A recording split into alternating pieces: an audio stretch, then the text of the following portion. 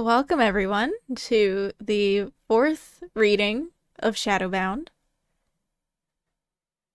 Today, we are going to be reading the second half of Act 2, chapters 17 through 19.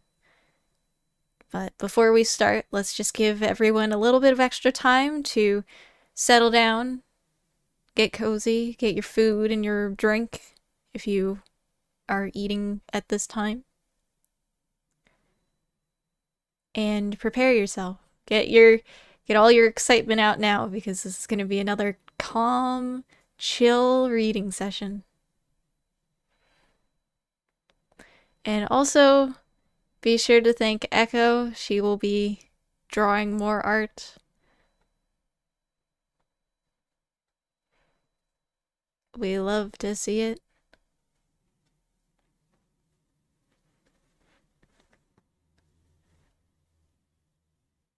And I am only expecting today's reading to be anywhere from like an hour to an hour and a half, but we will see.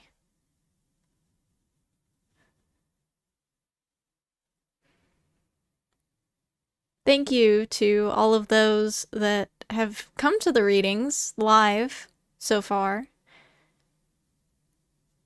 There is a playlist in the description down below, along with a link to buy the book from Amazon. If you would like to catch yourself up if you've missed any of the previous readings.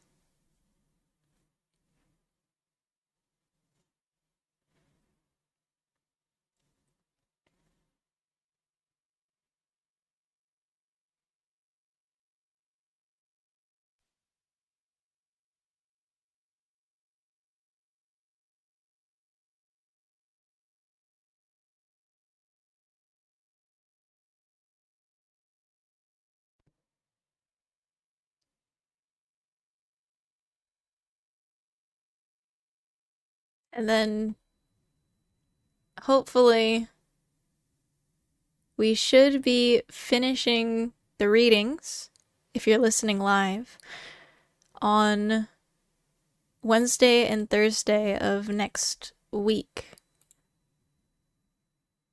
the 24th and the 25th.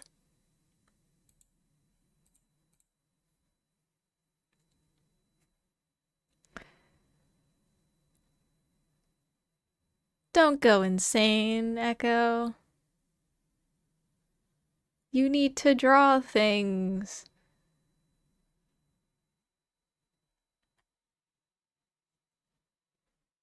Hmm.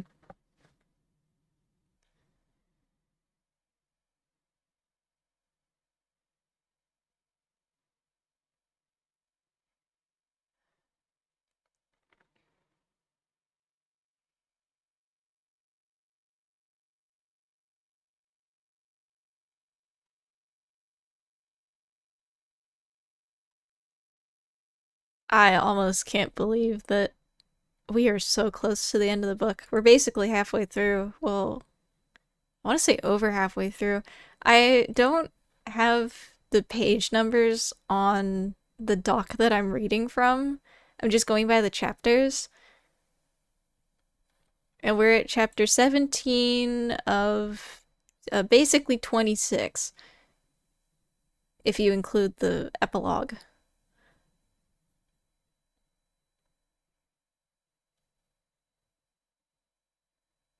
And so that would mean we are over halfway, even though we're still in Act 2.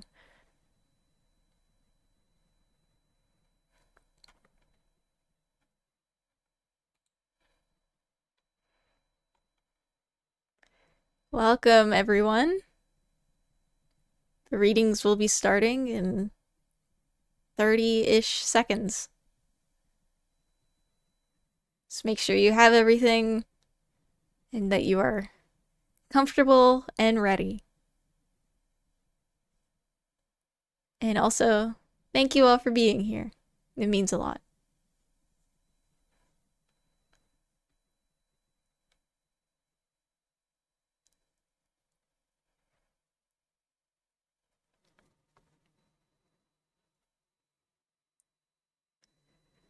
All right. without further ado, let's get into the readings.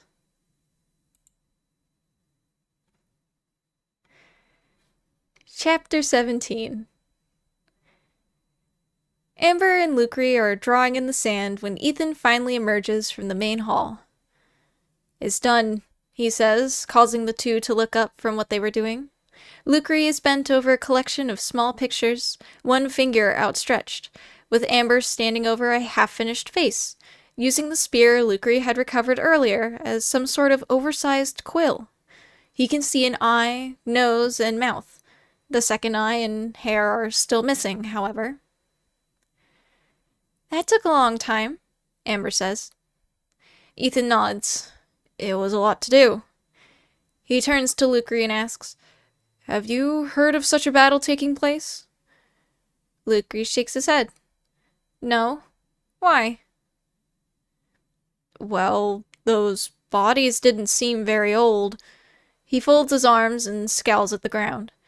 "It was hard to judge their age, seeing as they were preserved fairly well, but they shouldn't be more than a couple 100 years old at the very least." "Only?" the prince gasps. Ethan shrugs. "It's just a guess. I could be wrong." The three fall silent.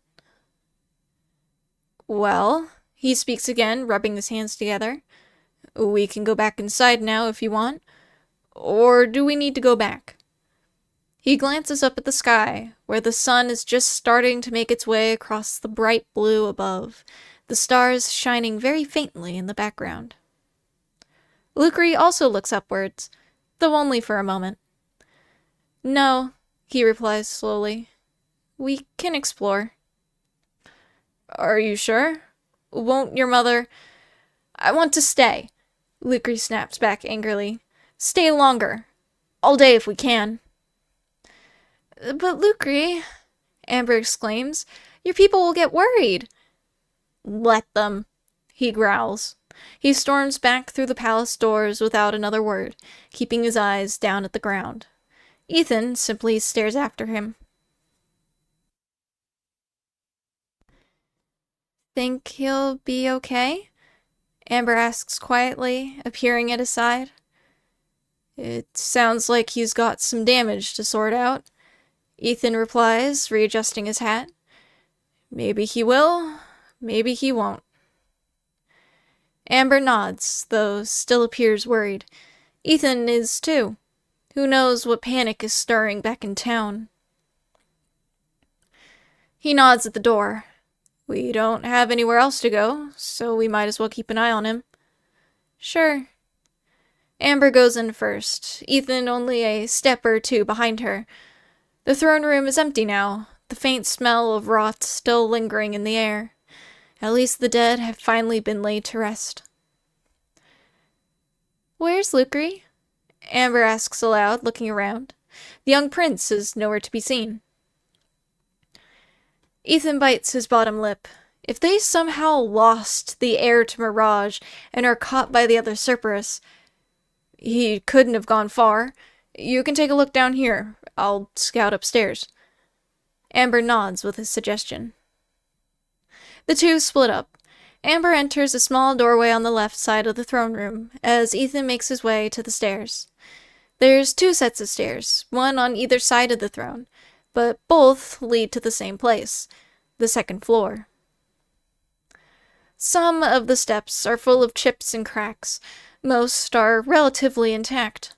Some sort of red paint runs down the center of the stairs, almost like a fake carpet. It's been mostly chipped away, however. Yes, a lot of materials the palace is made from seem to not have come from Mirage. This place was clearly built back when there was still some sort of trade between the Cerberus and the other islands. The walls are made of white stone. The building's exterior seemed to be made of some sort of red clay. The torn fabrics woven in a distant land. Metals and rich wood. Even the weapons didn't seem like something the Cerberus would even make anymore due to their isolation. The second floor consists of a long hallway that stretches to a corner and turns, making a sort of U shape out of the building. Doors line the hallway, all of them closed, except for one. Ethan approaches the cracked door, which is positioned directly between the two staircases, just behind the throne down below.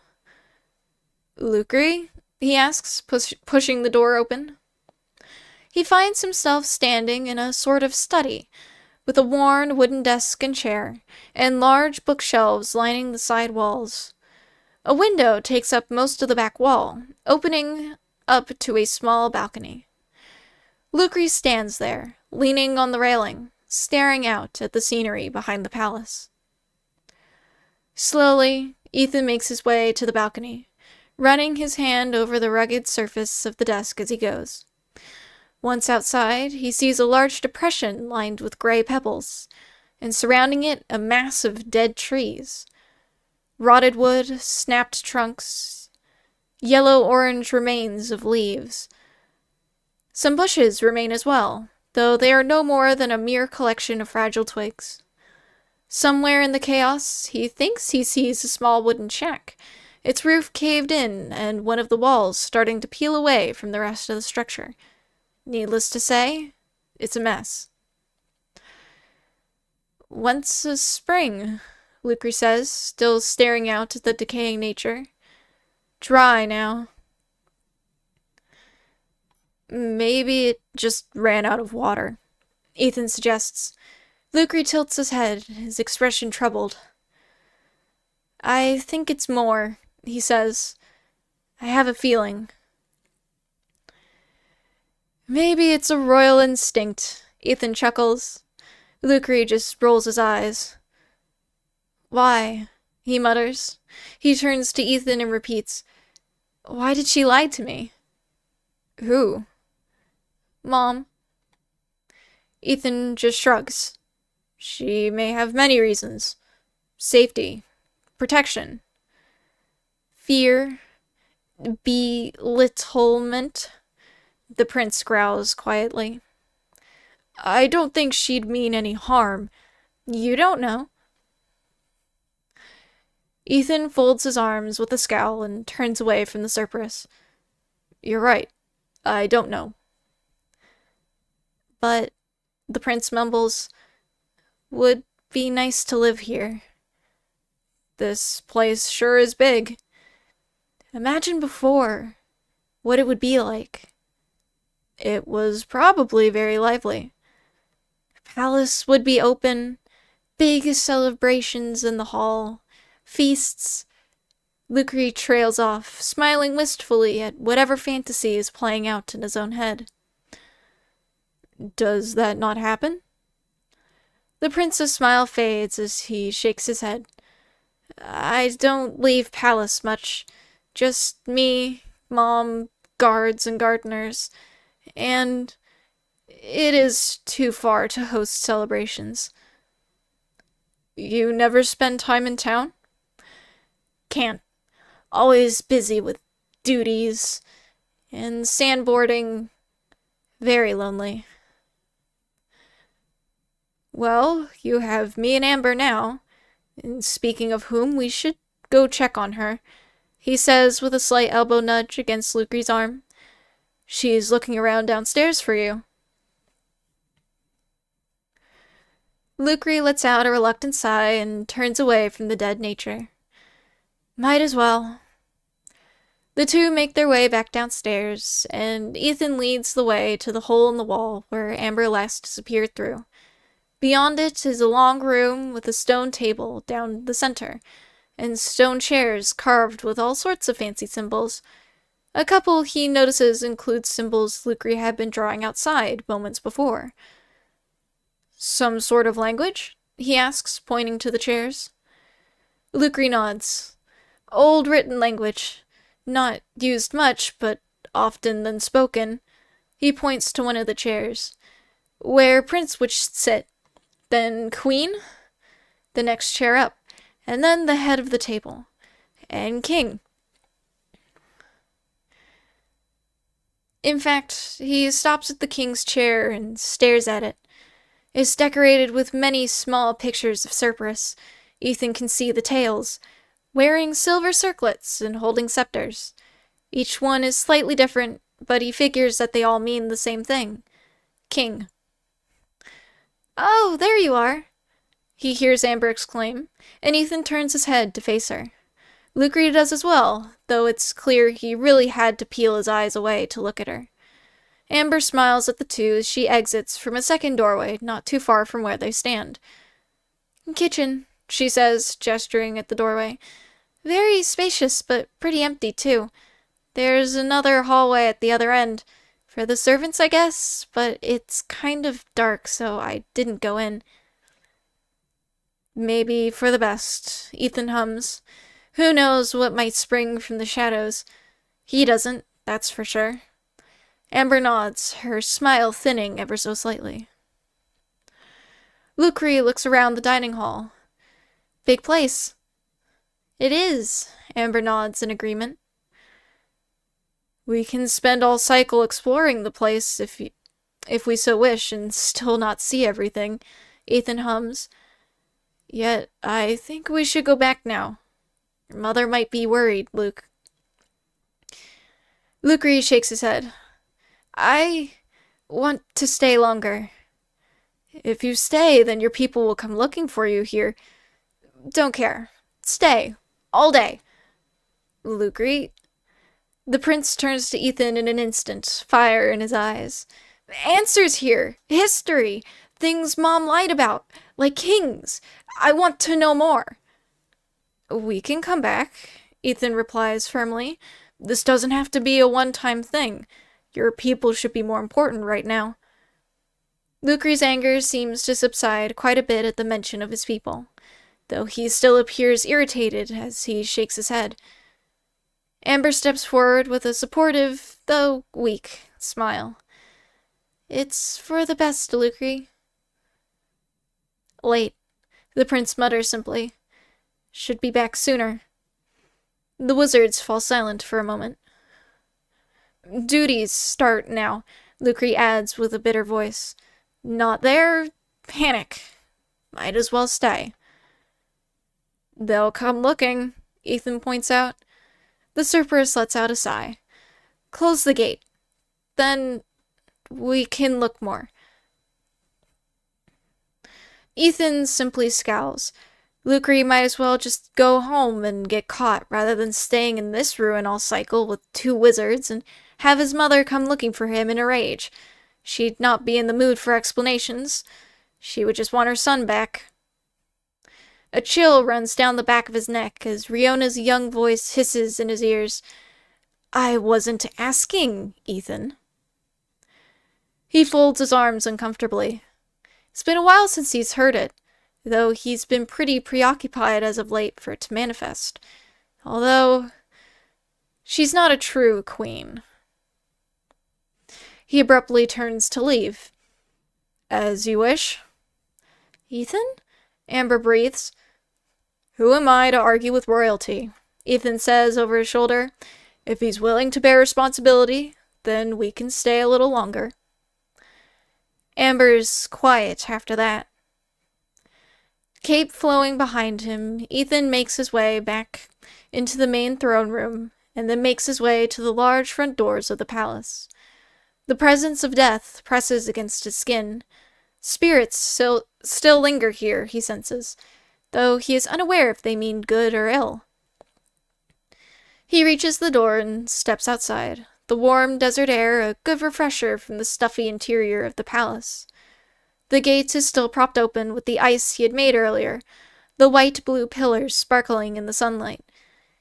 There's no easy way to let the gate down gently. Might as well go for the next best thing. He rubs his hands together. Spirit of fire. Almost instantly, the flames curl around his arms with all their might. He extends his arms towards the ice pillars and parts his legs, bracing himself as the magic collects in the palms of his hands. And then he lets the two fireballs fly. They shoot through the air so fast he hardly sees them before they strike the ice. The pillars burst, sending glittering shards up into the air, creating a bright, sparkling rain of crystals. The gate, free at last, crashes down with a loud thump, kicking up a large cloud of dust and sand in the process as it buries itself deep into the soft ground below. His cape flutters behind him and hits the back of his leg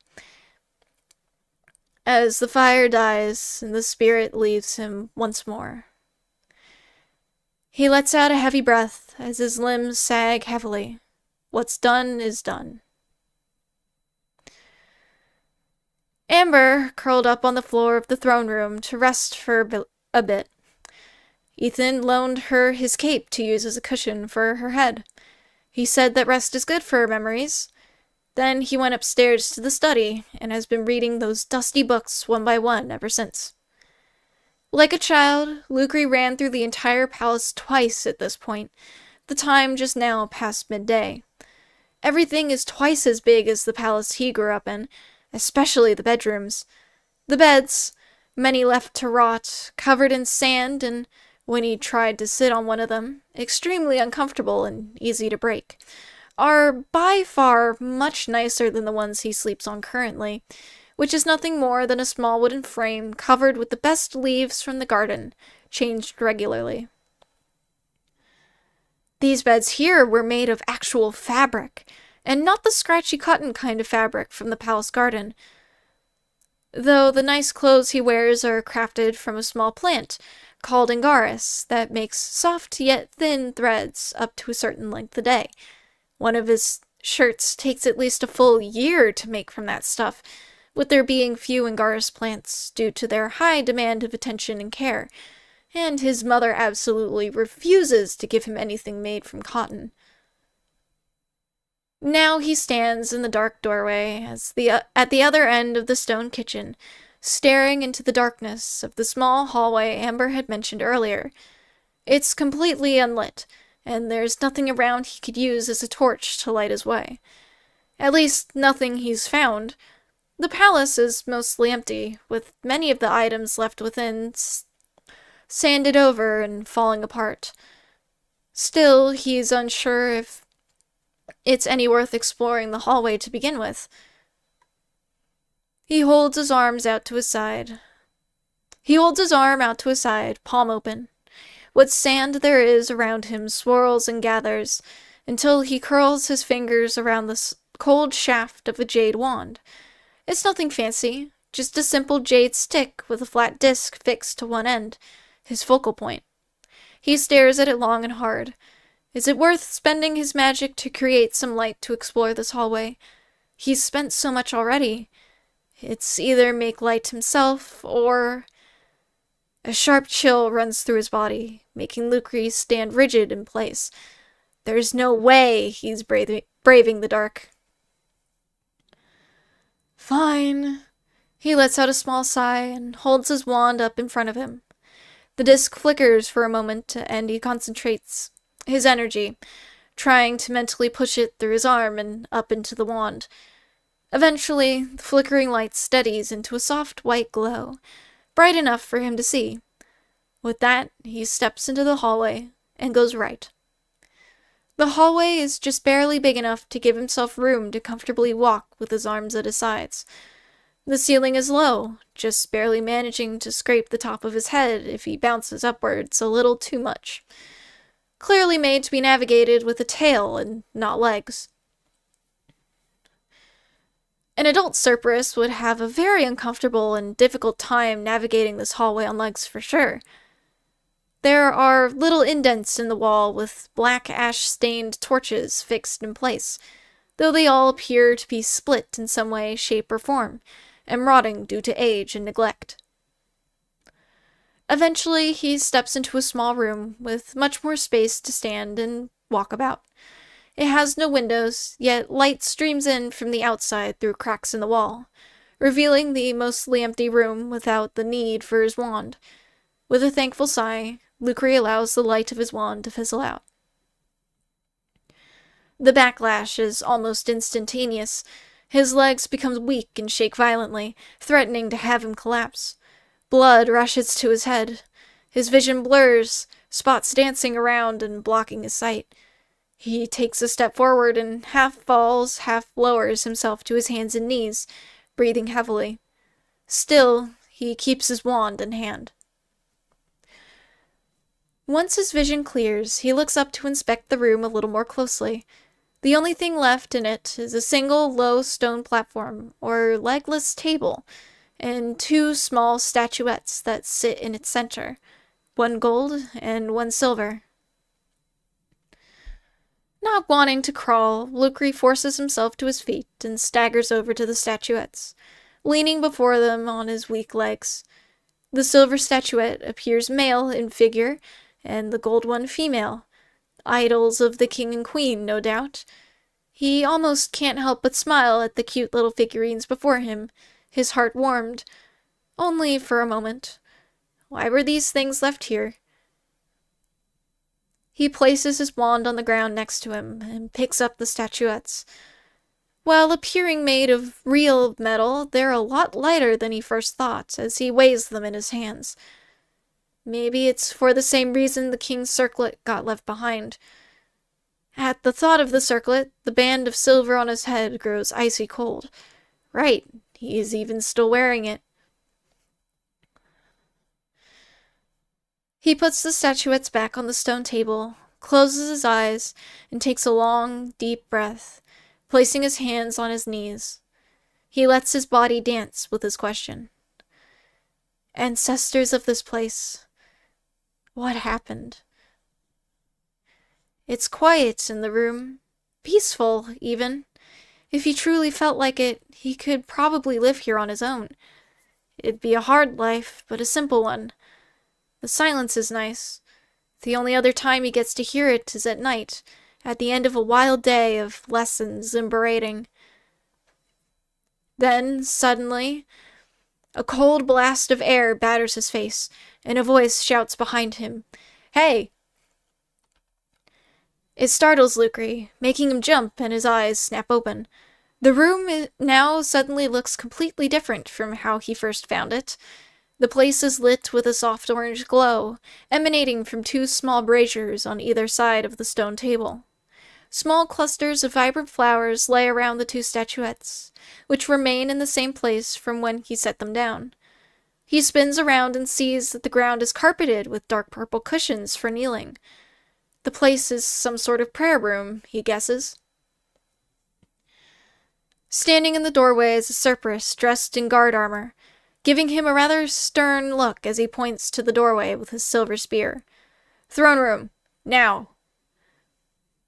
Lucre pulls a horrified look as he looks down at himself. No longer does he don his shirt and sash of royalty. Instead, he now wears a plain white shirt full of holes and stained with sand dust, that of a simple servant. He also has his tail out, but it's not his tail. His is supposed to have vibrant green scales, but this tail he's staring at is clayish red. He looks back up at the guard, fear piercing his thoughts. From the look of the guard and the sound of his voice, Lucre shouldn't argue with him and just go. Somewhere down the hall, screams echo eerily. Slowly, he slithers through the doorway of the prayer room, followed closely behind by the guard, his spear poking Lucre's back to keep him moving. The torches he passed on his way to the prayer room are now all lit without any signs of age or rot on them. Ahead of him, he sees other servants being herded into the kitchen by similarly dressed guards, carrying an assortment of swords and spears. What is this? He can't help but wonder as his stomach churns sickeningly. He doesn't want to see what may lie beyond the kitchen. When he reaches the kitchen doorway, the guard behind him leans forward and angles his spear to direct Lucre into the kitchen. The prince takes a shaky breath, trying to muster courage as he turns. The kitchen is full with various cooking utensils and abandoned food, clearly in the midst of being prepared for some sort of meal. Many fruits are left half-cut or sizzling in pans over open fires. The dining hall is empty, aside from some guards eyeing his every move to make sure he doesn't do anything stupid. Still, he is followed from behind by the guard that found him in the prayer room. The commotion, screams and gasps and horrified chatter, grow ever louder as he nears the throne room. He joins a collection of other palace servants, all held back by even more guards. Some are crying. Others hide their faces and turn their backs to the hall. Others stare on, entranced. Lucre quickly falls into the third category as he stares in shock at the scene that lay before him. Through the wall of guards, he sees the bodies of the Cerberus he, Amber, and Ethan lay to rest that very same morning, all laying on the floor of the throne room with swords and spears sticking from their bodies. Simply a display, nothing more.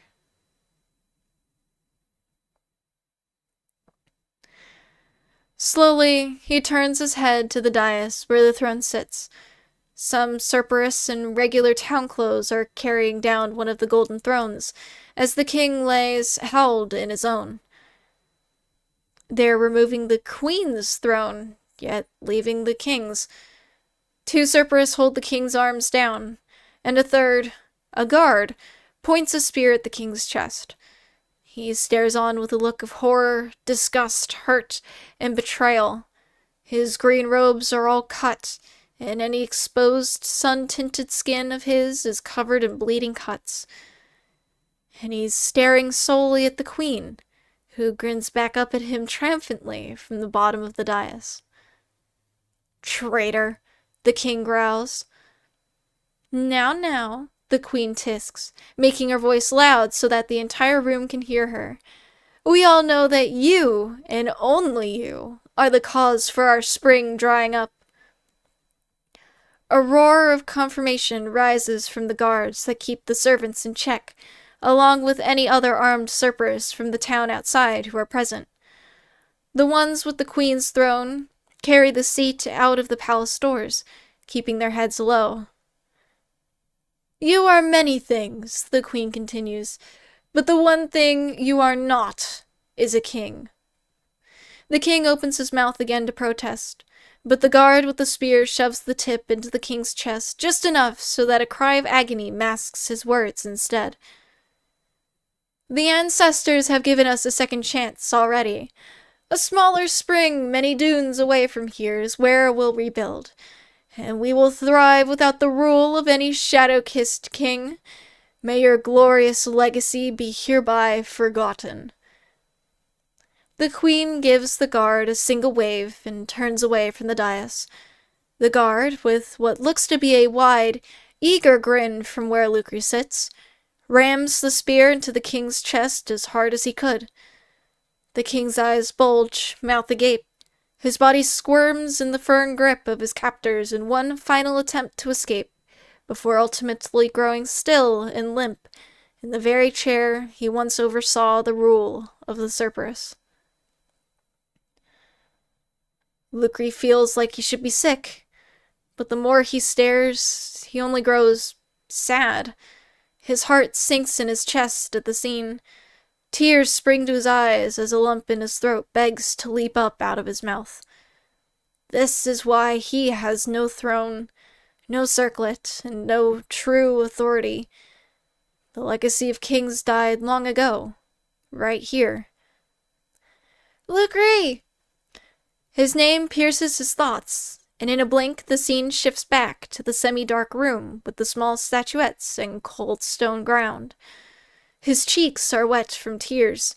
His heart is still heavy as stone. Though it had only been some sort of vision, it will forever remain imprinted inside of him. "Lucre!" His name is called once again. It's Amber, her voice light like a chime.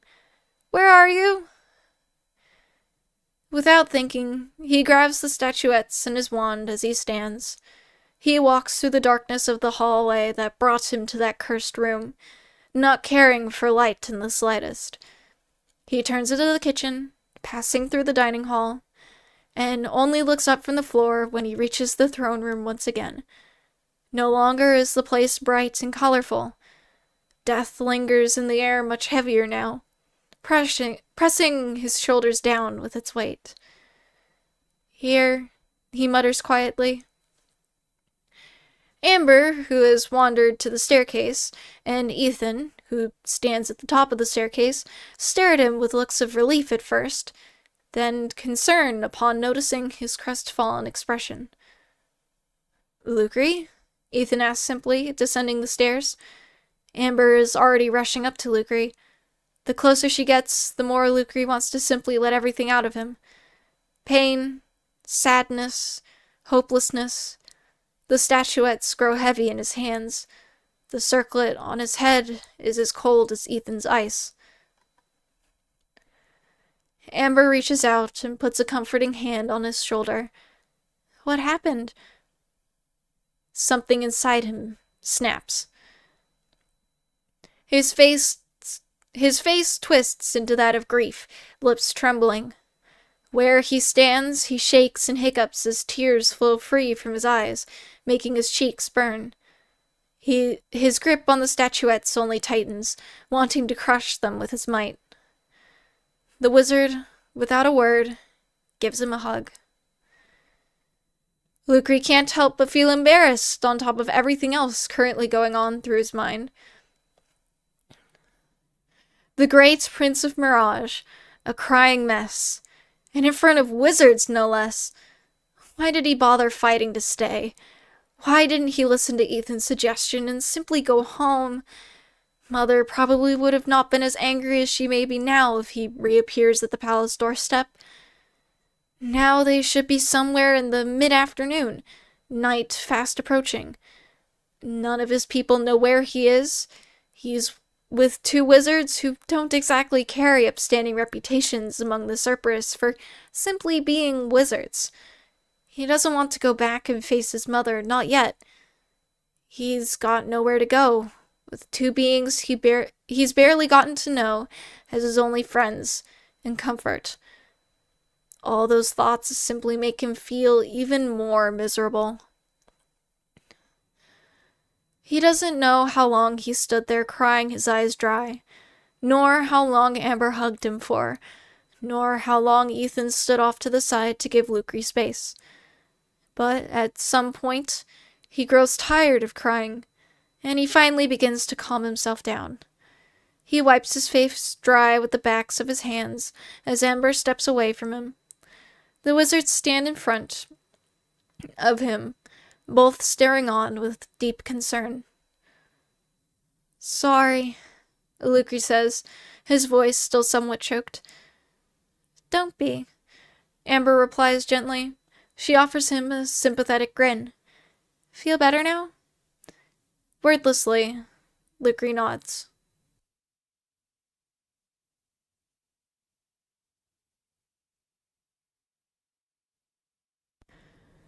"Would you like to talk about where you were?" Ethan asks, gesturing to the wide open floor of the throne room.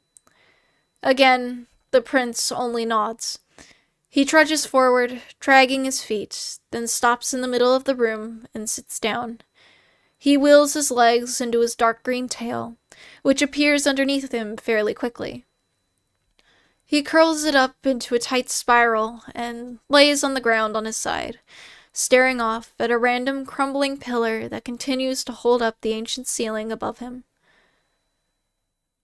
Ethan balls up his cape and offers it to Lucre. "For your head." The prince accepts the kind gesture and props his head up on the makeshift pillow. It's a rather comfortable pillow, actually. The other two wizards sit in his field of view to make it easier for him to stare at them. His stomach churns as he rests on the dusty ground. "There is a prayer room," he says slowly, wanting to say everything right. He holds out his hands and reveals the small statuettes.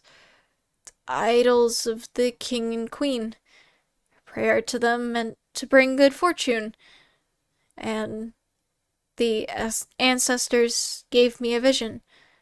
What happened? His voice chokes up once again, and he falls silent, or else he'd start sobbing again. "The spirits showed you what happened here," Ethan breathes with interest. "Let him calm down again," Amber advises quietly. Lucre takes a couple deep breaths to get his emotions back under control, then nods the best he can while laying on his side. It was the Queen. The wizards simply stare at him in silence, both of their eyes wide. She was not nice. Blamed the dry spring on the king. She turned the Cerberus against the king and took power. Left everything here to make sure the legacy of kings died with him. Oh, Amber gasps. Ethan just folds his arms, appearing to enter a state of contemplation.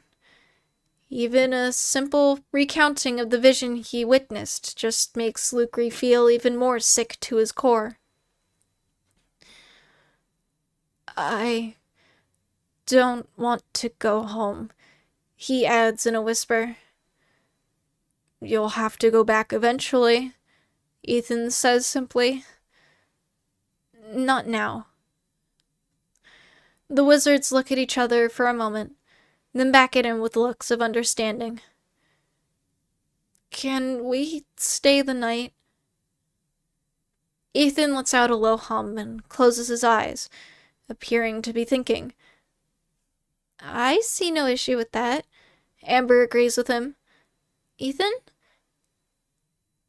I don't have enough magic to make us comfortable, the wizard replies, almost sounding a little disappointed with himself.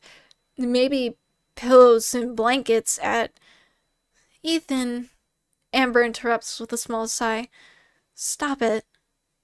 And so he stops talking and just stares at her. We can make it work, she adds with a small, hopeful grin.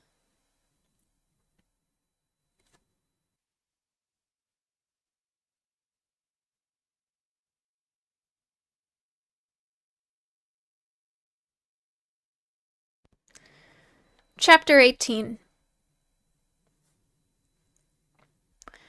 Ethan retires to the study once again, leaving Amber to care for an emotionally wrecked prince in the throne room. The book he had been reading before stepping out to check on the other two still lays open on the desk, its yellow pages surprisingly smooth and intact. None of the books turned to dust under his fingers, thankfully. Most of what he's read so far were history books and records from the royal court, back when the palace was alive and full of Cerberus. None of the records are dated very far back in history, at least nothing that he's read so far. The oldest he's been able to uncover is only 2,000 years old. It had the visible aging for such a record book as well.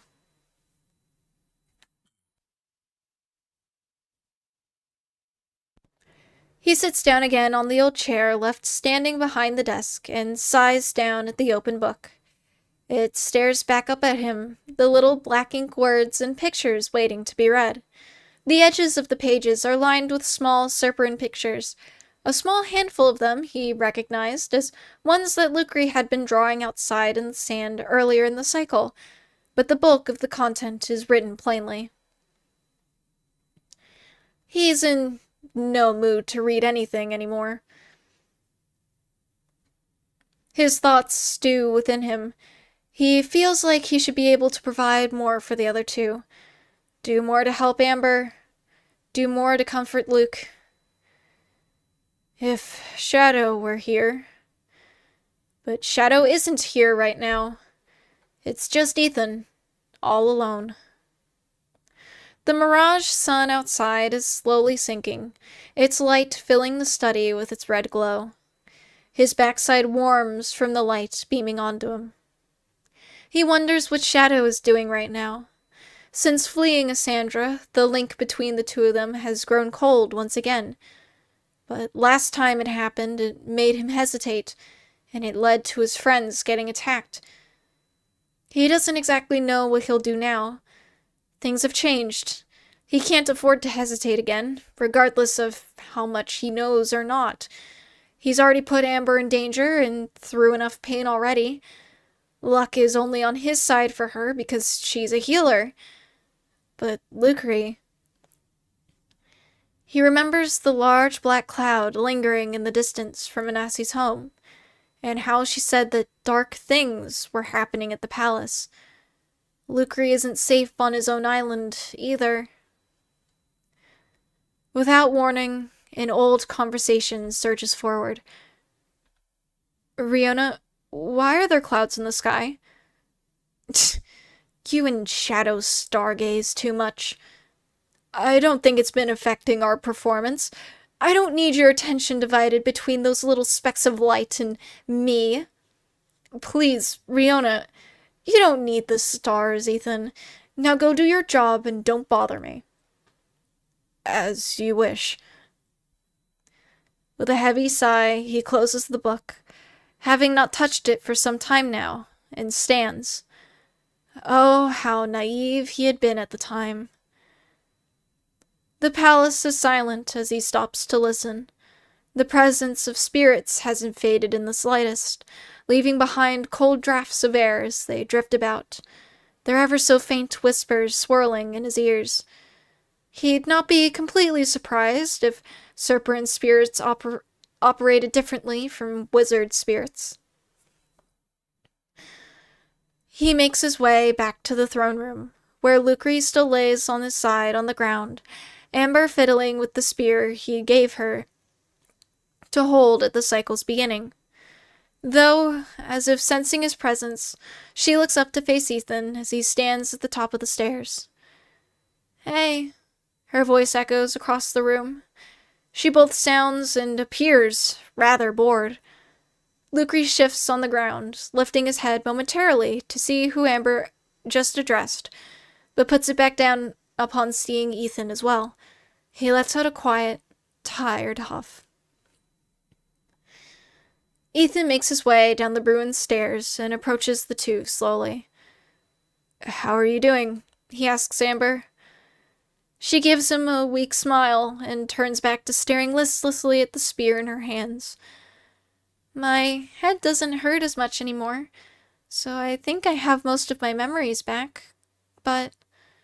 She pauses, a scowl flashing across her face. It's strange. What's strange? He presses, lowering himself to sit by her side.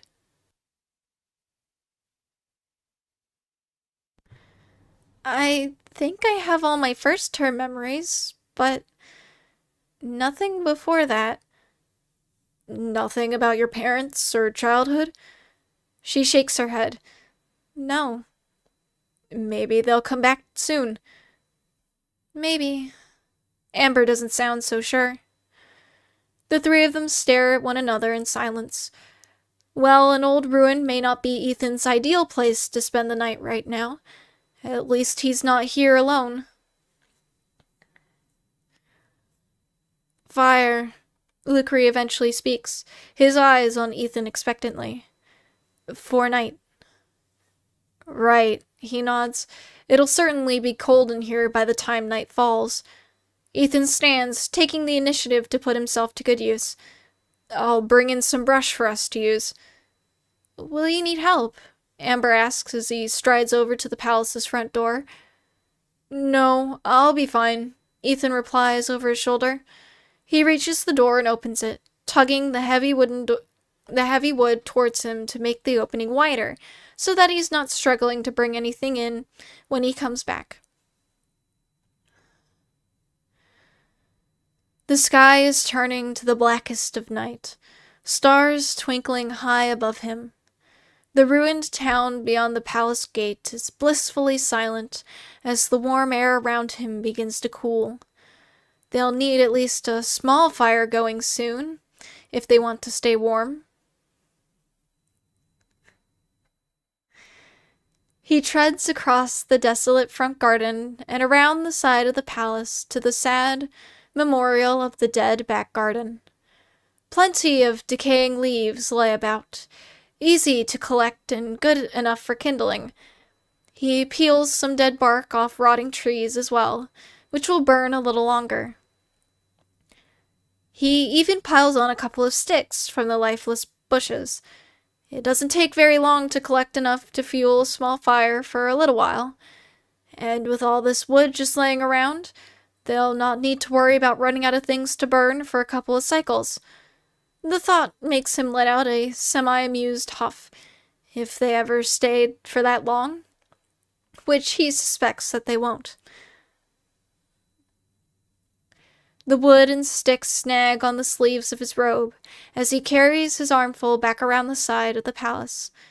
It's not extremely heavy, but certainly annoying to carry around. He looks up, careful not to tilt his head too far back for the fear of his hat falling off. While it's not dark enough to see many of the stars, the few he can already make out wink back at him. Can Shadow see them too?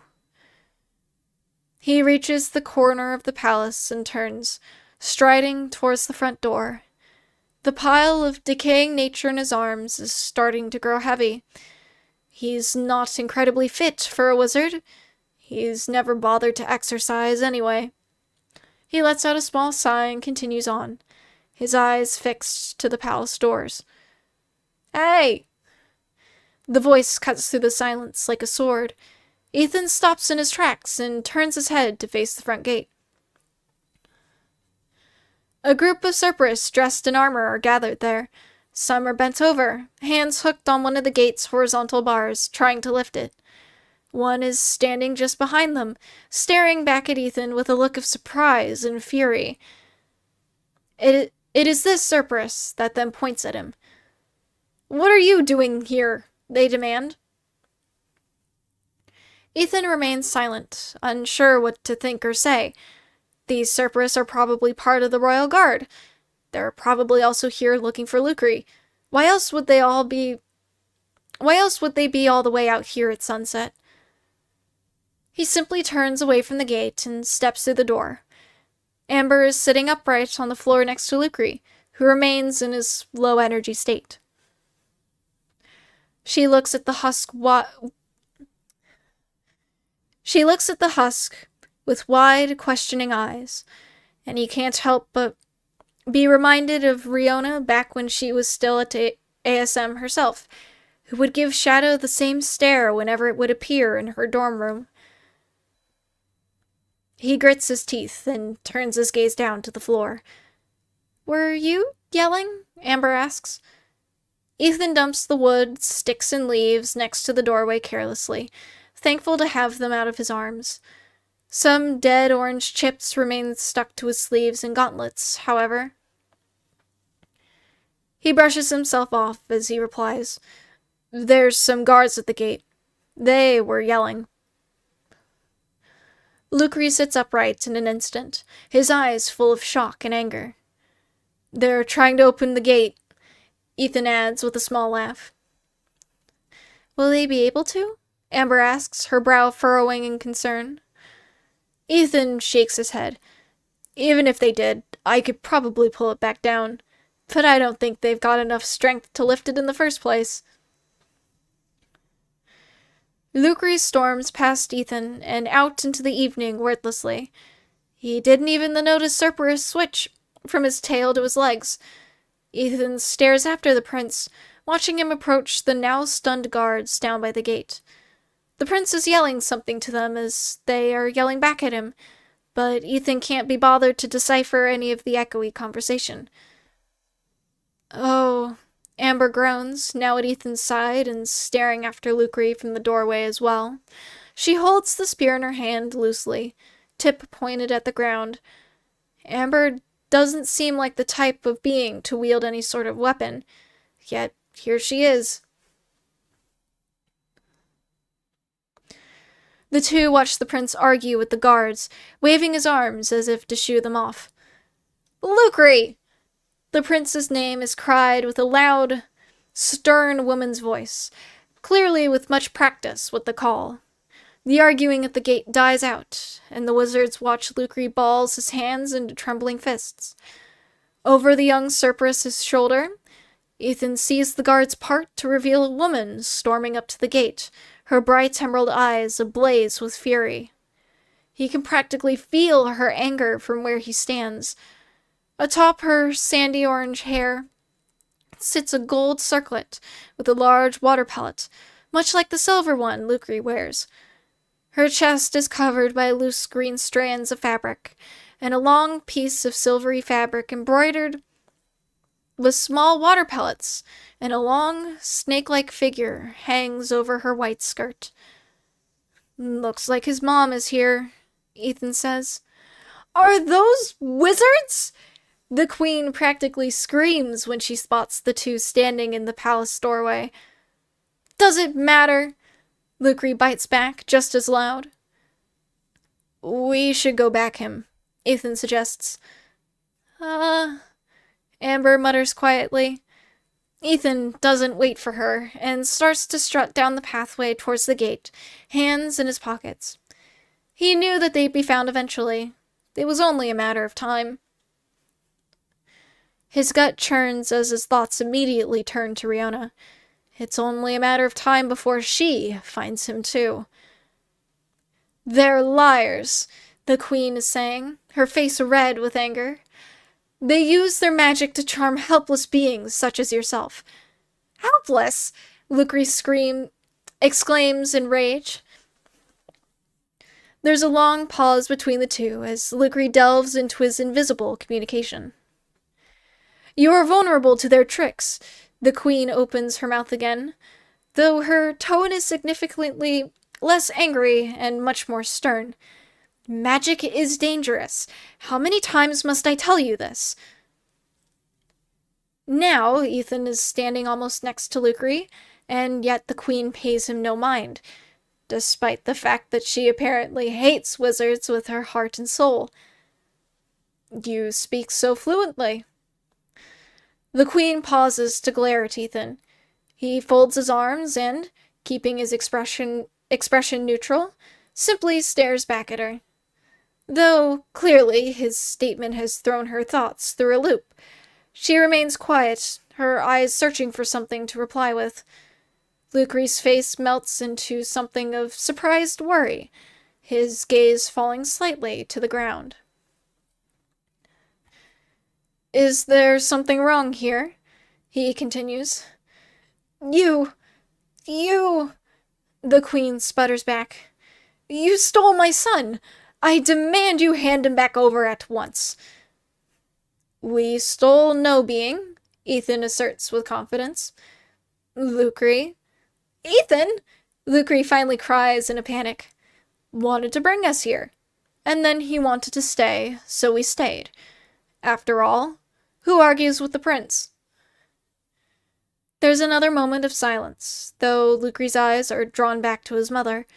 Whatever he seems to read makes him scowl again. He says carefully, "do not want to go home." "What?" the queen gasps.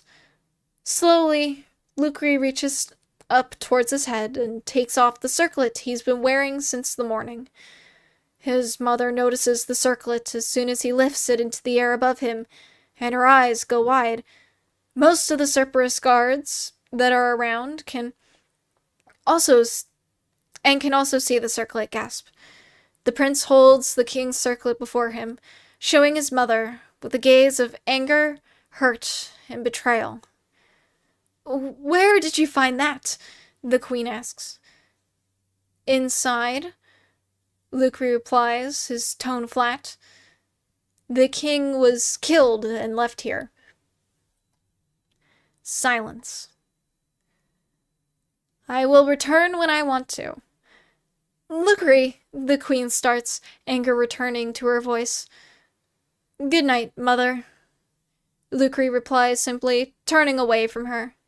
He half turns to Ethan and mutters quietly, "Seal the gate." "As you wish, your majesty." Ice crackles through his body as he gestures to the spikes of the gate that pierce the sand and hold the heavy metal bars closed. Ice shoots up from the sand, covering the bottom of the gate and keeping it rooted in place. The Cerberus on the other side all back away with looks of horror. "None of you will pass this gate unless the prince says otherwise," he says, though directs the statement towards the queen.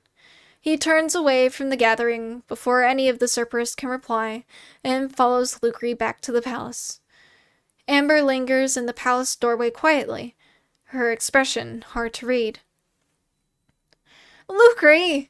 the queen finally yells. "Come back here!" Lucre inhales sharply, and he lowers his head. Ethan pats his shoulder encouragingly. "Don't listen to her." The prince remains quiet, though he narrows his eyes all the same and replaces the circlet atop his head. Once they're back inside the palace, the queen yelling at them all the way, Amber closes the door, and the atmosphere of the hall overtakes them once again. "So," Amber speaks first, her voice filling the grand space, "what now?" Ethan turns to the pile of decaying plant materials next to the palace doors. "We light a fire and rest, I guess."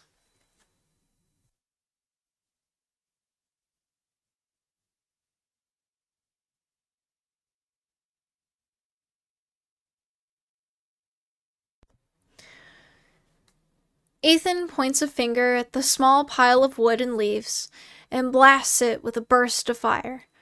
The sun has completely gone down at this point, leaving the fire as their only source of light and heat for the night, until the fuel runs out at least. Lucre sits the closest, letting his eyes absorb the orange-red flames. Ethan sits more towards the shadowy edge, his hat covering his face.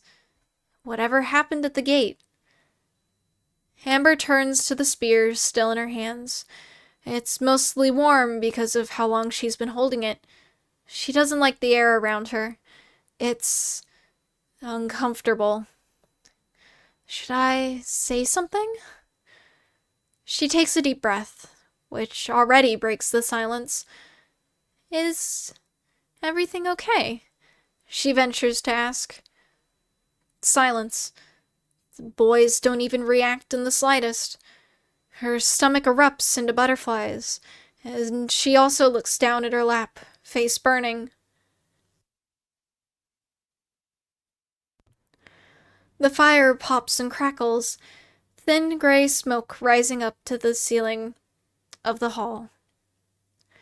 She can't help but feel homesick. Well, as homesick as she can get.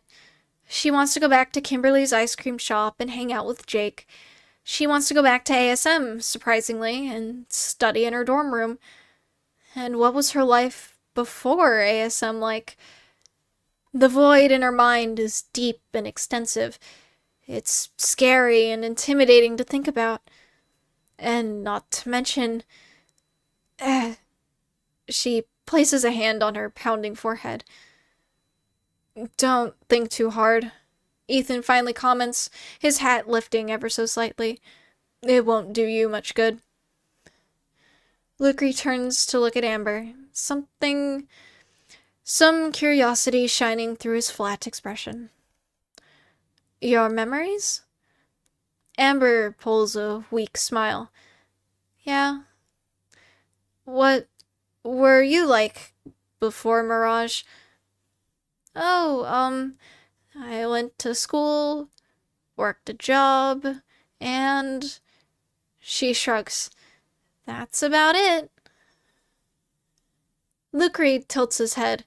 "School? It's where wizards work on their magic skills and learn about history." "I just read and get ordered around," the prince sighs. He shakes his head and looks up at Ethan. "You were calm." Ethan nods once. "Yes, well, I've got some experience in dealing with upset royals." "Are you talking about Riona?" Amber inquires hesitantly. Ethan shifts his position and finally lifts his head, revealing his face. Oddly enough, he's smiling. About what, Amber can only guess. "Don't get me started," he replies with a light chuckle. "Who is... Lucre closes his eyes, seemingly trying to remember how Riona's name is pronounced. "Riona," Ethan helps, his smile fading ever so slightly. She's the whole reason why me and Amber are on Mirage. In the past, she was nice enough.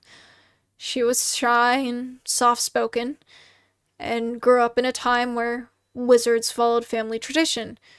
Her parents were storm and ice, so she was expected to study one of those branches of magic. But she ended up becoming a death student instead, so her family refused to help her pay for tuition. Ethan trails off for a moment, his gaze growing distant. Eventually, he lets out a shameful sigh.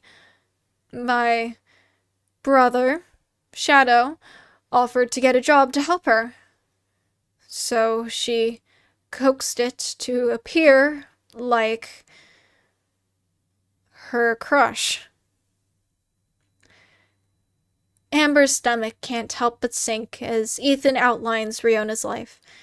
She, too, is shy around others, and while the family tradition aspect has long since changed, she's also struggling to make ends meet, which is how she ended up in this mess to begin with. She can't help but think back to her first cycle at Kimberly's shop, where Ethan had suddenly exploded at Blaze for calling her useless. Maybe this is why he did that. Maybe he sees a bit of Riona in her. She never talked to her crush, Ethan continues, but it didn't stop her from imprinting him onto Shadow. And from there, things spiraled out of control. No being wanted to help her, and Shadow was too immature to know what was wrong with her in the first place. The two ended up running away to Corridon together, where Shadow tried to teach her shadow magic, but, well, it didn't work out the way Shadow hoped it would. What happened? Lucre asks, leaning forward with a curious gaze. Ethan's gaze falls to the fire, his dark eyes absorbing their light entirely, leaving behind only a reflection of their fiery colors. She was incapable of learning shadow magic. Or maybe she wasn't even trying to begin with. However, she wanted shadow magic, to the point where Shadow generously let her borrow some of its power. And that, I believe, marked the end of her sanity. Now, he shifts his position and holds up an arm for the two to see. Suddenly, a bright violet glow shines from where his gauntlet rests on his arm, revealing a ghostly shackle and chain. The chain links float in the air around them, segmented and fractured, disappearing through the ceiling of the palace. Her desire to control her own life has gotten out of hand. Ethan, Amber breathes, staring at the broken, floating chain. What is this? A binding contract, he replies flatly, though I've been able to suppress it through enchantments.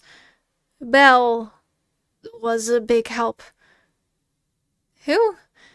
Lucre asks quietly, though Ethan doesn't seem too keen on clarifying her identity at the moment, as he, too, is mesmerized by his own shackle. Shadow has it too. It's what keeps us bound to her, unable to escape. It's an old form of magic that was once used to control slaves, but it didn't satisfy her need for complete control. And now, it seems, she's trying to expand her sphere of influence to other islands, starting with Mirage. A heavy silence descends on the three as Ethan lets his story sink in. Amber, feeling uneasy, looks to Lucre, whose gaze is dim and distant as he stares into the little fire between them. "I've been meaning to ask," Ethan speaks once more, breaking the silence, "if you knew anything about those dark clouds, Lucre."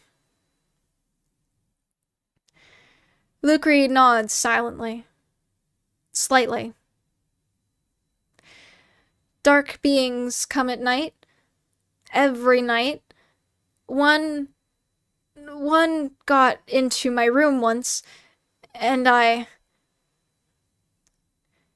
He pauses, clenching his hands into tight fists, gaze glazing over as he relives the moment. Ethan crawls closer to the fire. What did the being look like? The prince licks his lips slowly and stares Ethan dead in his eyes.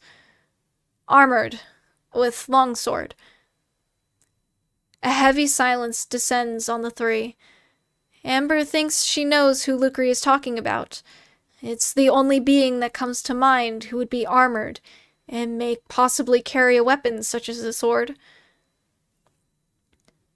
"Is it Shadow?" she wants to ask, and yet it already appears that Ethan is thinking the same thing. His expression is hard to read, but his eyes sparkle with recognition. Just thinking about those glowing eyes behind its shadowy helmet makes her body tense up to the point of stillness, and shivers wash over her in a series of chilling waves.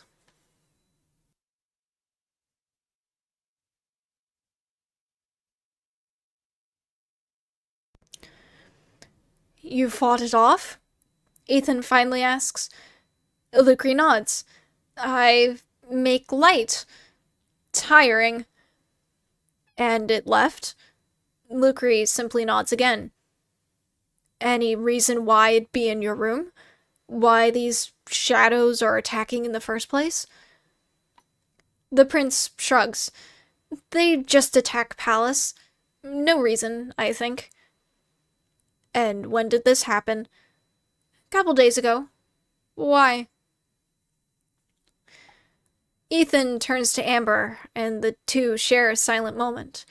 If Mirage started having shadow problems recently, with Blaze, Kimberly, and Jake being targeted only a couple cycles ago as well, then... Amber scowls. There's some sort of connection here, but she doesn't really know what it may be. Ethan doesn't appear to have many answers either. "I don't know what she's doing," Ethan finally says, hanging his head. "I imagine Riona wants something from the royal family. Probably your shadows. But for what end, He stops, thinking. "Oh." Once again, he looks at Amber. "Maybe that's why she needs the other three. Because of the Cerberus." "What?" Lucre stammers, worry creeping into his voice. Amber takes a breath. She wants to tell him so that Ethan doesn't end up confusing him. This is already a lot for him to take in the first place. "Riona can take your shadow," she explains carefully, placing a hand on her heart. "It's the thing that makes us move and use magic. She almost took mine. But she did take the shadows of some of my friends. They're rather powerful wizards. I don't think your people can stand up to them very well." Lucre stares at her, his eyes dim and fearful. His mouth opens, but nothing comes out of it. "We should be fine for tonight," Ethan assures him. "I don't think she'll know where we are right away. I don't even know how much of Mirage she is aware of, let alone these ruins. The island's pretty big, after all, and so far you've only just been sleeping in that palace, so there has been no reason for her to focus her attention elsewhere until now. Speaking of, you two should get some rest." "What about you?" Amber fires back. Ethan gives her a weak smile. "I don't really need to sleep. though it's a nice break from being awake. He chuckles to himself. Looking back at Luke, he's already curled up on the ground around his emerald tail, eyes closed and breathing even. Curious, she leans over and pokes at his tail. His scales are extremely smooth and glitter in the firelight, but the Cerberus doesn't react to her touch in the slightest. Wow, she breathes in amazement at how fast he passed out. Then again, he did say that the cold helps Cerberus to sleep. Amber. Ethan sits next to the fire now, staring down at the dying flames. What? She asks.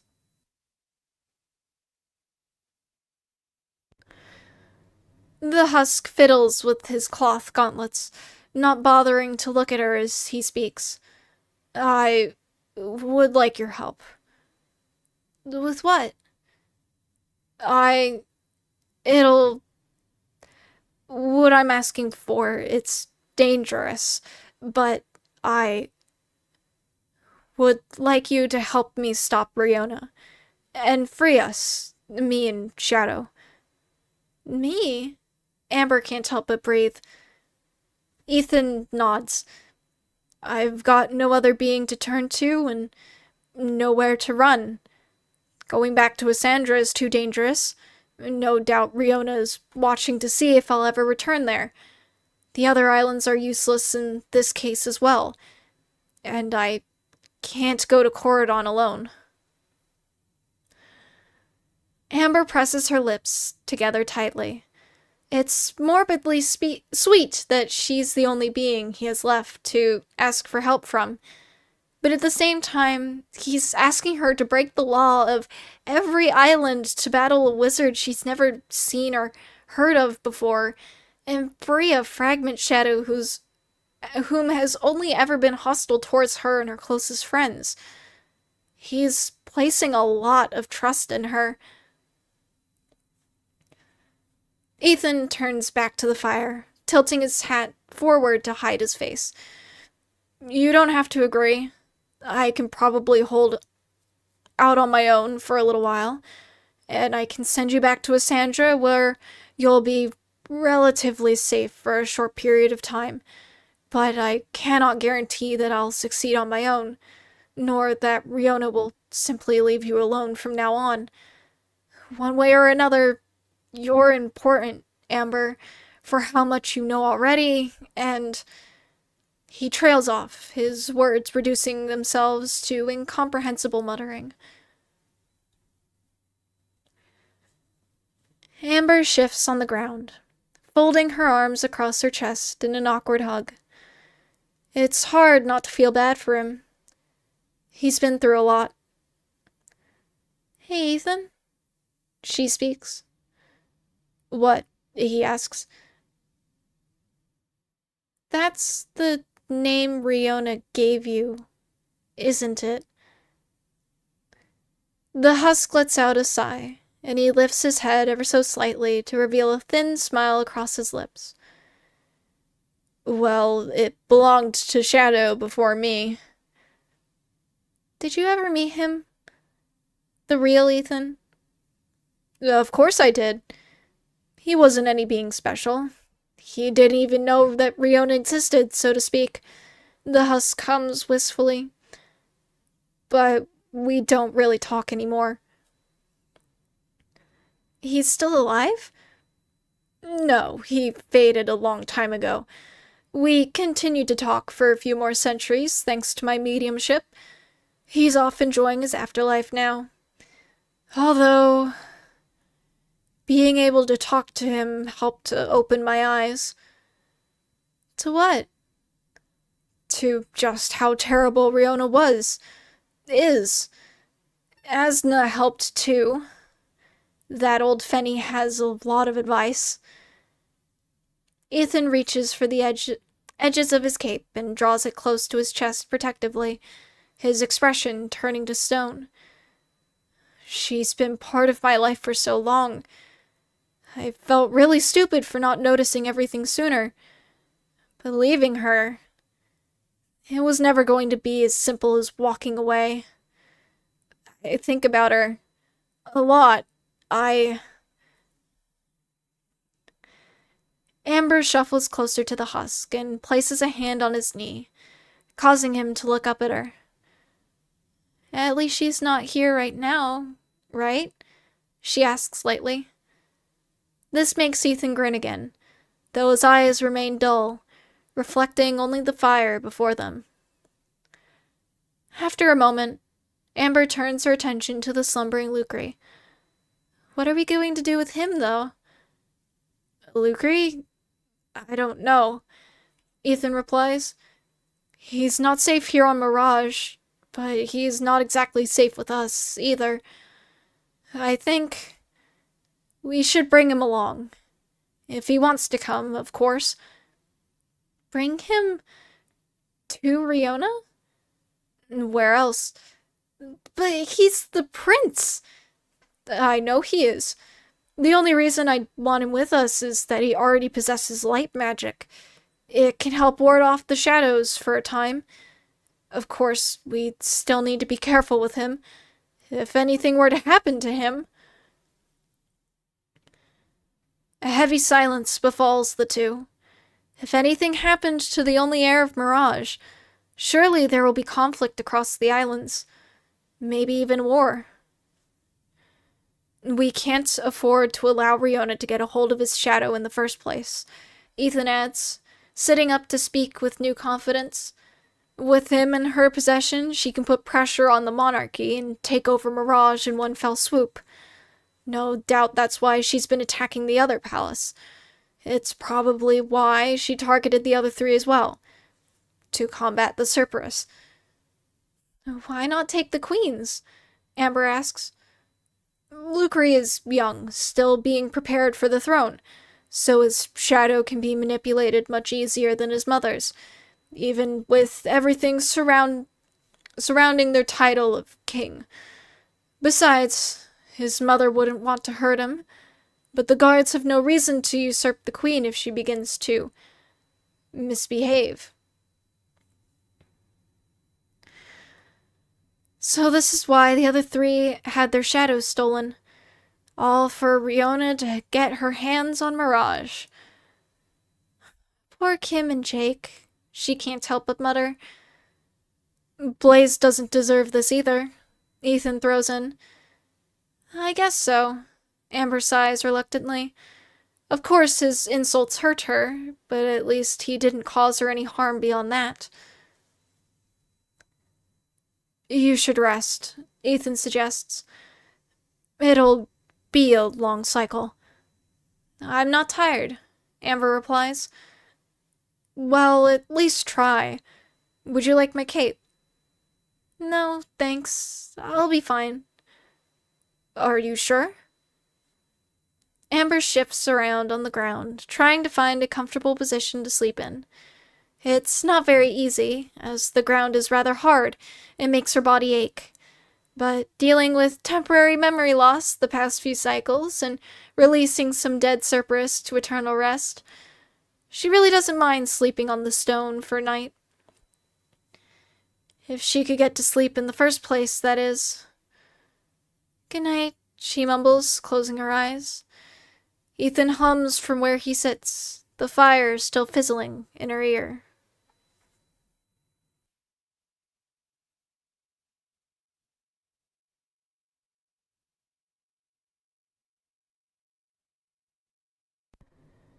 Chapter 19. So you can look like any being?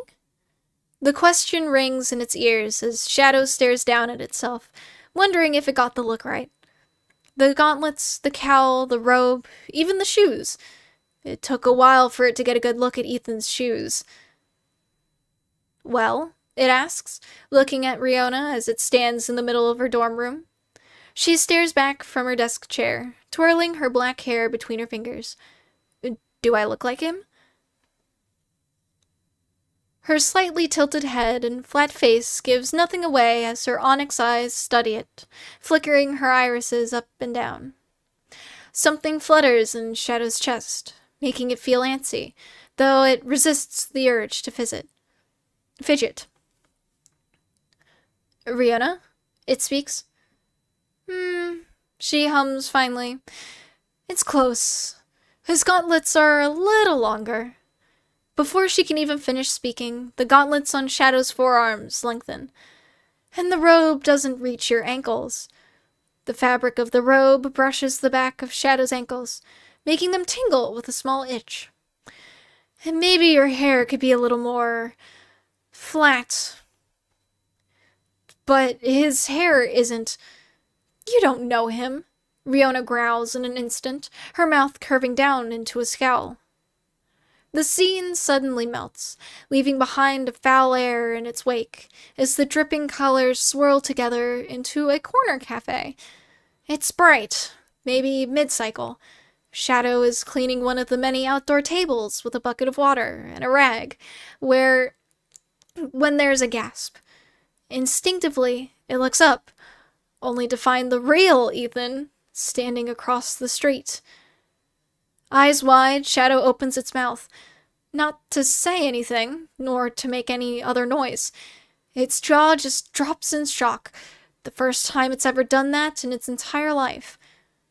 The two just stare at each other in silence, not moving, not speaking. Water drips from Shadow's rag and plops onto the surface of the wooden table, the only noise audible in this otherwise empty space. So, Ethan finally speaks, the cafe twisting into yet another dorm room, where Ethan now stands in front of the closed door. You're not some sort of illusion. Shadow nods back. I'm just a fragment, Shadow. I can look like any being. So then why do you look like me? The boy demands, getting up in Shadow's face. Please, I don't want to hear it. Ethan instantly turns into a just as angry Riona. You weren't supposed to meet him. I was supposed to meet him. Riona, I didn't know he... Riona steps away and lets out a frustrated sigh, shaking her head, and what Shadow can only see is disappointment. It knows how much she's wanted to talk to him, so for it to speak to him first, it can't help but feel a little shameful. I'm sorry. The dorm room expands, now a dance floor. Gray figures dance around Shadow as it stands alone, hidden under a large hooded cloak. Riona is walking away from it, still upset, carving a path through the figures. While the air is festive, Shadow feels nothing but shame in itself. The moment she's out of sight, a hand is placed on Shadow's shoulder, and suddenly Ethan is standing next to it, offering a look of sympathy. I'm sure whatever it wasn't your fault, he says calmly. Shadow just shakes its hooded head. It was my fault. What happened? Shadow just blinks. It doesn't really remember, but whatever it did, it made her upset. It shrugs. Ethan lets out a hopeless sigh in response. Well, thank you for coming, he says. I don't think my fading celebration would have been the same without you. You have a lot of friends, Shadow remarks, staring at the gray figures around them. They laugh and drink together in small clusters as the dancers enjoy themselves swinging from one partner to the next. A part of Shadow wishes to join in the merriment, yet it's reluctant to reveal itself to the massive crowd. Not really friends, Ethan corrects with a light chuckle, but I will say it's nice to see the beings I've helped before one last time. Shadow purses its lips. With Ethan satisfied with his life after only 5 centuries, how long will it take for Riona to fade? You know, it's nice to see you taking agency, Ethan says. The statement catches Shadow off guard, but that quickly fades when it turns to see the spiritist's warm smile. The space around them falls to a flat black background, the two of them standing alone. I still check in from time to time, he chuckles. I hate to call this entertainment, but after numerous centuries of drama, I can't help myself. Though, maybe once this is all over, I can finally rest easy. I'm sorry about Shadow. I know it's always been in a different position from you, and yet I've thought about it. You were lucky she always sent you away. Stars only know what you would be doing now if you stayed close to her. I'm only here to offer some encouragement, though I doubt you need to hear anything from me anymore. You've found some good beings this time around. Trust in yourself, Eth. They're relying on you. Ethan wakes with a start, a sudden surge of energy rushing through the hollow cavity that is his chest. He fell asleep and didn't even realize it. He still sits in his cross-legged position, arms folded before he woke. The fire is dull, down to small orange embers that glow in the darkness, casting amber and lucre in dark shadow. The night is cold, though it hardly bothers him much. He is amazed that Amber managed to fall asleep in this sort of environment. He can't help but let out a sigh of relief at the peaceful sight. They're still safe. He meant to keep watch, but he shakes his head at himself and stands, wishing to stretch his legs as his back aches from his prolonged hunched state. He's surprised that his once-living counterpart decided to reach out. It's been, well, a long time since they last spoke. Trust in yourself, Eth. He looks back at the embers, at Amber and Lucre, full of doubt. Even though he suspects that Riona is indeed trying to expand her territory to Mirage, he's confused as to the true reason behind her actions. She's never expressed an interest in taking her influence to another island before. She seemed pretty satisfied with Corridon for a good couple of decades, at least when she finished her campaign there. And Shadow, the violet, it's a sight he'll never forget. Its cold stare as it holds its blade high and strike him. A hand strays up to his scar, lightly touching it with his fingers. It stings ever so slightly under his fingertips, remembering the moment with him. With Ethan taking so many precautions against her magic, Riona has tightened her grip on Shadow. No doubt that's the reason behind their dead link. She'll only let him see what she wants him to see, and when. Trust in himself. He huffs hopelessly through his nose. The palace is still, spirits swirling around him, their phantom breezes rushing past his body. He holds out a hand in front of him, and a cold grip squeezes it. He remains silent, enjoying the peaceful moment with whatever spirit is with him right now, as the others rush around him. The spirit that holds his hand tightens its grip ever so slightly, a slight pressure against his lifeless skin.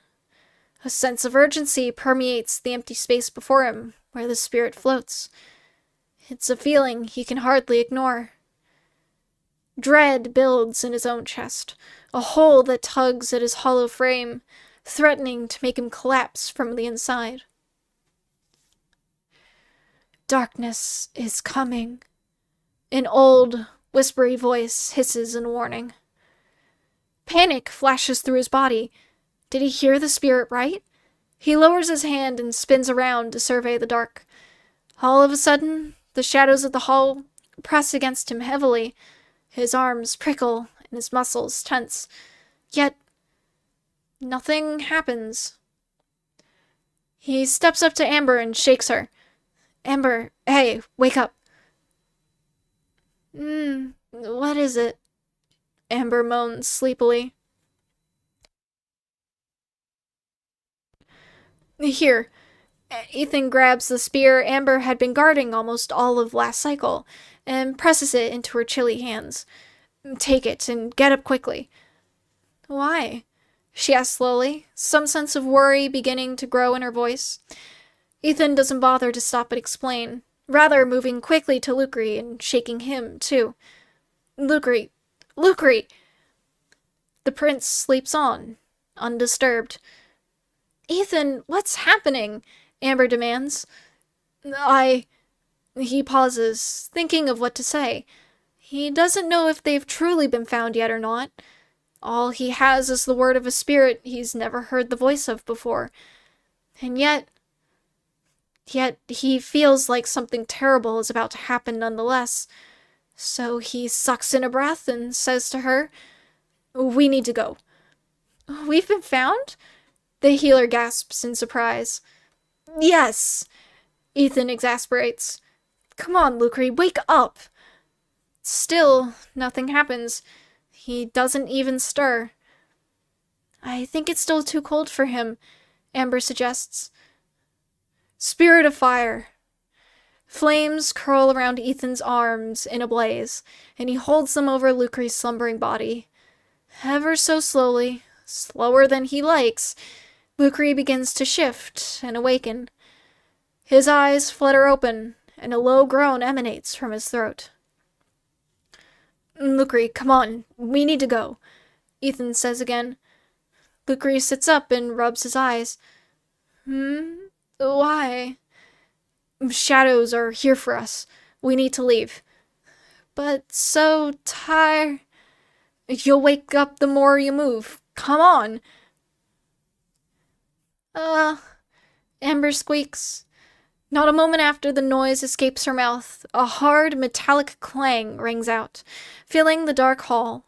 Metal striking stone. Chest constricting, Ethan looks up, and Lucre turns around, his eyes now wide and awake. Shadow. Ethan barely breathes. Shadow, black armor and all, stands by the front doors of the palace, its bright violet eyes cold and empty. It holds its sword a hair above the stone floor beneath it, staring right at Ethan. It shows no signs of recognition. Even standing feet away from it, Ethan can't even sense it. Shadow says nothing, instead raising its sword and pointing it at him. A challenge. "You two run," Ethan says, standing and moving in front of Lucre to act as some sort of shield. "Where?" Amber exclaims wildly. "Second floor study balcony. I'll join you soon." "But I'll be fine," he assures her, raising his flaming hands in preparation for a fight. "Just protect Lucre." He listens to the two moving behind him as he stares Shadow down, both waiting for one to move.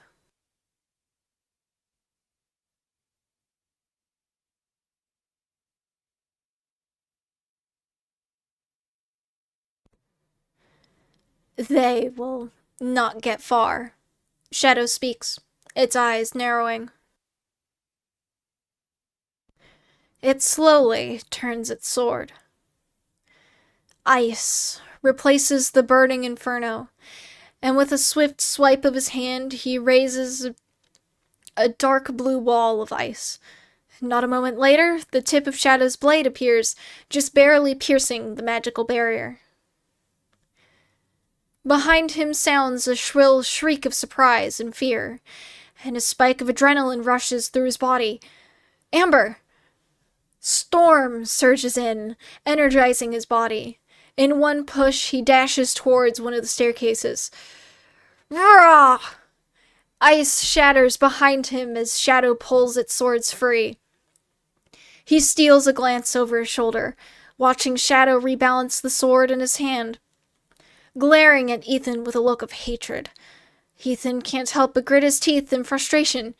He can't fight Shadow if Amber and Lucre might need his help at the same time. A second bounce sends him flying up the stairs. A third propels him towards the study. The door is already wide open. There, he sees Amber and Lucre standing on the balcony. The desk is cut in two and cast aside, the sliced wood charred and smoking, and the chair lays on the floor in smoldering pieces. Jake stands in place of the desk and chair, sword raised, the blade surrounded in black flame.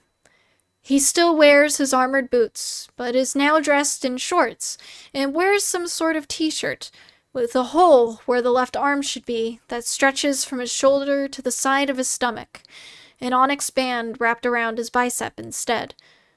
Lucre is heroically staring the Shadow down with his own jade weapon, though there's a slight tremble in his form. Clearly, he's not been in an actual fight like this before. Behind him, Amber has her spear raised, as the shadow of Kimberly stands on a pillar of black ice on the other side of the balcony. While she's still in her usual shirt and skirt, her outfit is accented with sparkling black ice, which spiders down her legs and arms in some sort of light armor. Her hands, however, are completely white up to her wrists, glittering in the dim light of the rising sun. Snow. Kimberly's glowing red eyes lock with Ethan's momentarily, and her face twitches ever so slightly. It's hard to tell if she's trying to identify him, or deciding whether or not she should change her target. Ice. Ethan flicks his arm forward towards Jake, and a line of ice shoots from under his feet towards the Shadow. Hearing the crackling, Jake begins to turn to face him, but the ice reaches him first. Before Jake can even react, a large pillar of ice shoots upwards, pinning Jake against the ceiling.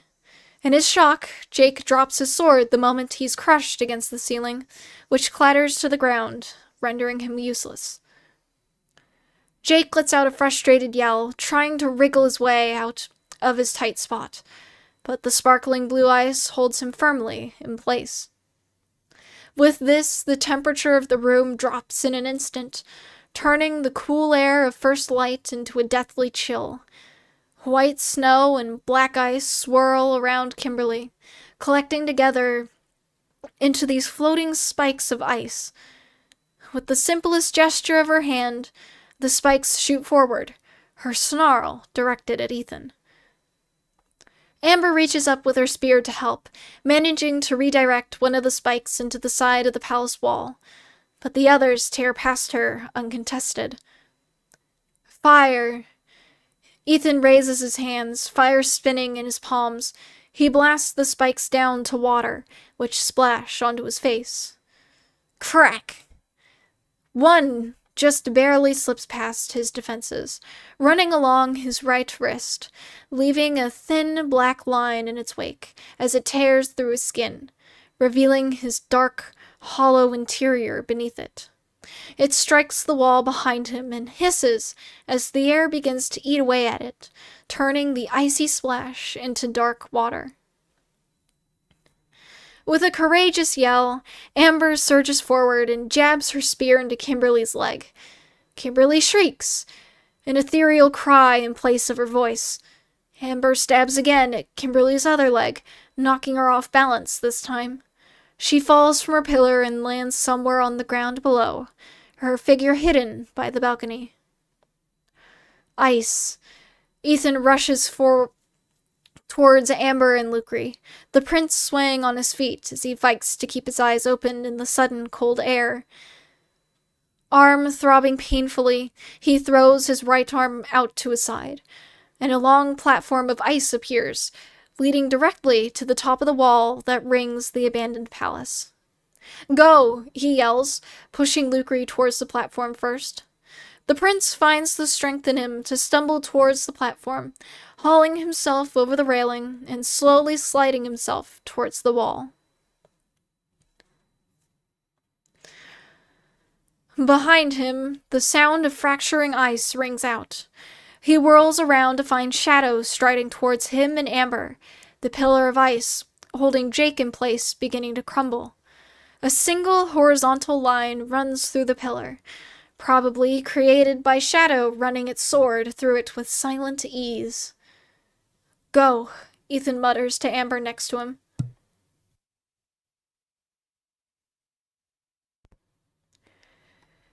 Out of the corner of his eye, he sees Amber shuffle behind him towards the ice bridge he made. Instantly, Shadow raises a hand towards her, but then narrows its eyes and lowers it just as quickly as Ethan hears her clamber onto the ice bridge with heavy breaths. It was trying to command her shadow, but couldn't? Sword raised high, Shadow rushes towards Ethan instead.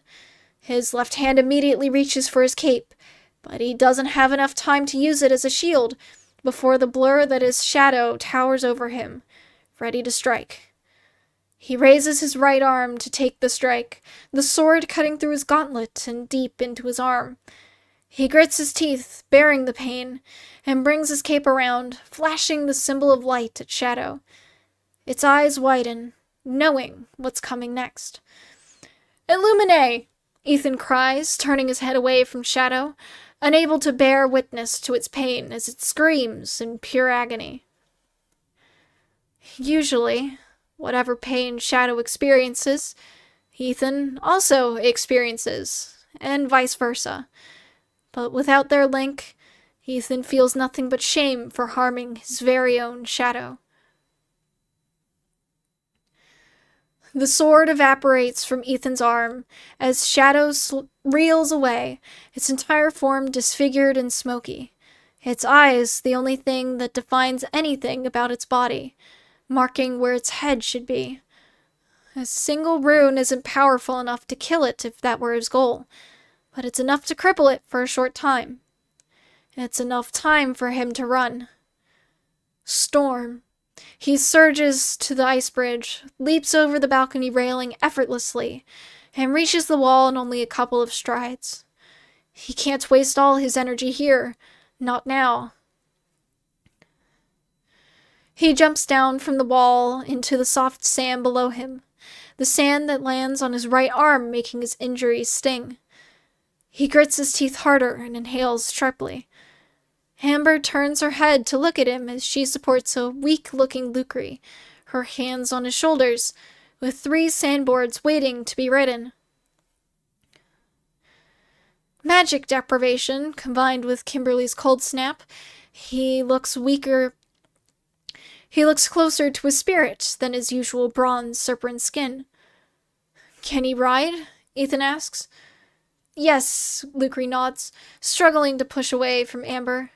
He sways and stumbles as he struggles, but the prince seems determined to stand on his own. Amber lets out a small sigh and releases him from her grip, before hurriedly approaching one of the sandboards. Ethan jumps on a second, and Lucre balances precariously on the third. "Where?" he asks simply. "Archway," Ethan replies, pushing off. "What? Why?" Ethan ignores the question, too focused on getting as far away from the ruined palace as possible. With the rising sun, Riona's hold should weaken if the shadows stay out too long. Shadows work better in the dark. Torn shadows are simply better to handle in areas with minimal light. He steals a glance over his shoulder, just to see. Shadow stands on the ruined walls, staring at him as he, Lucre, and Amber ride away. Its form is disfigured, though its helmet and shoulders have already re-solidified. On either side of it are Kimberly and Jake. The 3 shadows don't move, appearing reluctant to follow them out into the open desert with the sun on the rise. Lucre passes him, drawing his attention away. "This way." Through the dunes, the 3 of them glide, the sun appearing over the dunes and turning the sky a navy blue. The stars begin to fade away into the background, joining the hiding universe. Something sickening stirs in his gut. He can't stare up at the stars for long, yet he longs to get lost in them, to forget everything and just watch them dance above his head, always out of reach. I'm sorry, Shadow, he can't help but think, turning away from the sky. I'll free you soon. Why Archway? Lucre asks again. We're going to another island, Ethan says. I suggest you come with us. Ethan, Amber cries. He's the prince. Nowhere in Astria is safe for him right now. Ethan bites back. Now just guide. And that is the end of chapter 19. So as I take a sip of water, if anyone has any questions, comments, or predictions, feel free to drop it in the chat and I will get to them momentarily.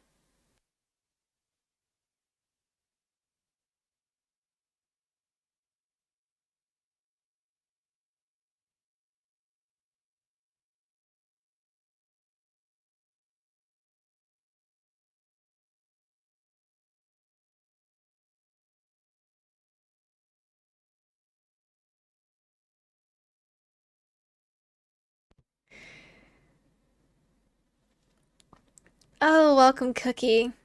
I just finished the reading. So sorry.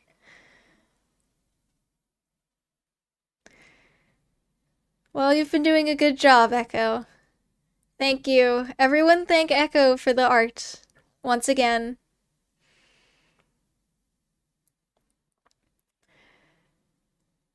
I will say, here's the first comment I can make. The small little shack that is mentioned with the caved in roof, that was part of the old draft when Amber went to Mirage. I mean, Ethan was there too, but they were separated. Lucre found Amber first, and he decided to give her some shelter because it was turning night. They were too far away from town. She didn't have anywhere else to go, so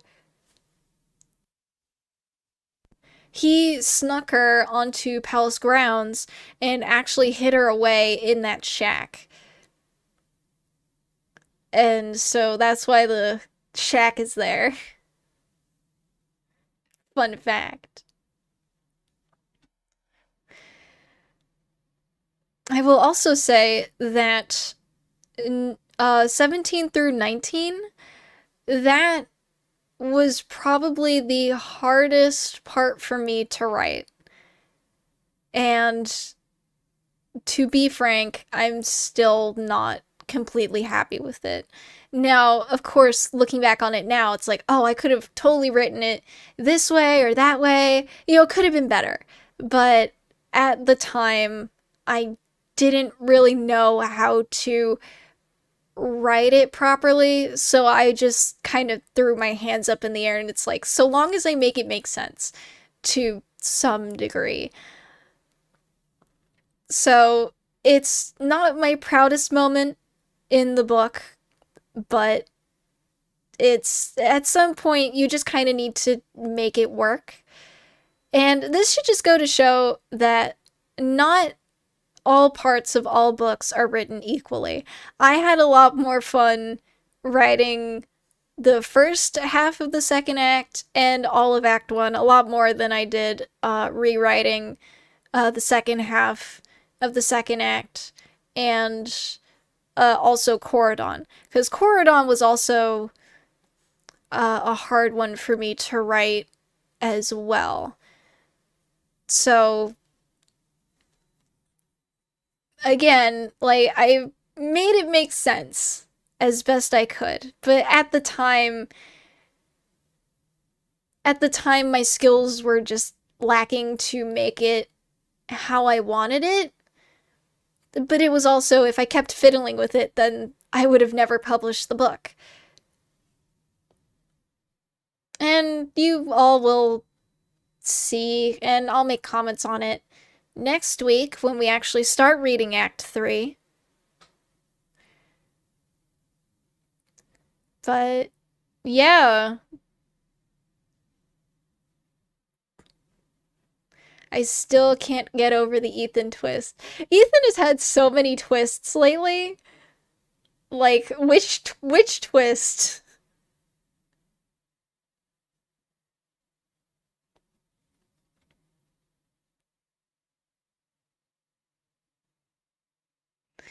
Yes, there's a lot that went into Ethan. He's been my favorite character to build the mystery around. For this book in particular. All of them. Okay. Yeah, fair enough. Yeah. So he's not only an immortal being that's related to the one of the two gods that made the universe, he is also uh in the form of a dead person who was also named Ethan that Riona had a crush on. So Ethan isn't even his real name.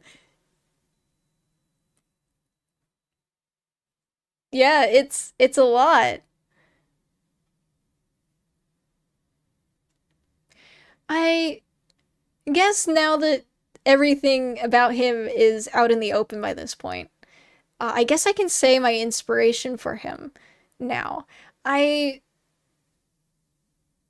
I don't think I said it yet. No. Um so Wizard 101. Yeah, obviously main inspiration for this entire book. There's this character called Bat. And for those that don't know, Bat is the youngest out of the three sons of Spider, who is basically the god of shadow in that game. Um, so that's also where the spirit of shadow originates from, and the spirit of light comes from Spider's counterpart, Raven, though the spirits dynamic is a lot different from theirs. Them grandfather Spider and grandmother Raven, it's more like a lovey-dovey kind of thing. Here, the spirits don't get really get along all that well.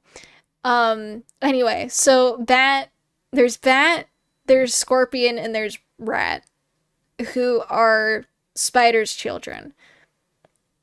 And Bat is basically like a spoof of Batman. Like, he makes a bunch of gadgets and stuff.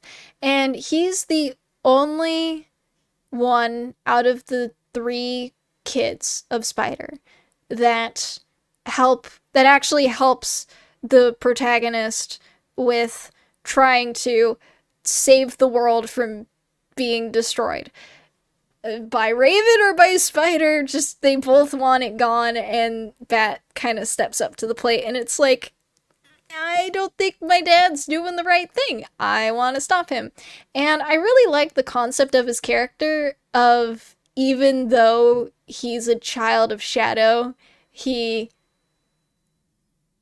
he acknowledges that what his father is doing is wrong, and he's trying to stop him in his own way, and then he eventually, joins the main party as like, an important figure. And so I wanted to take that character and kind of like, repurpose it for my own uses, of course. And so that's how Ethan came to be. Originally, he was just going to be two minds and one body.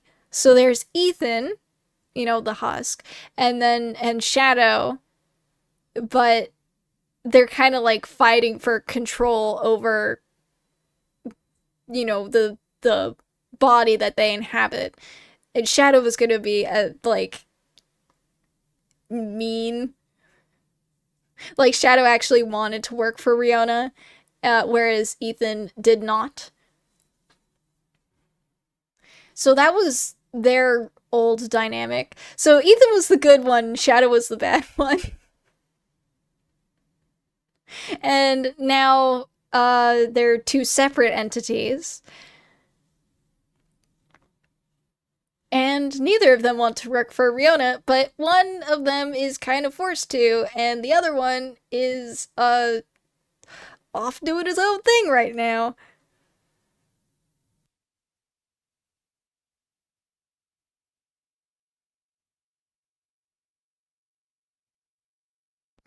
So that's my thoughts behind that.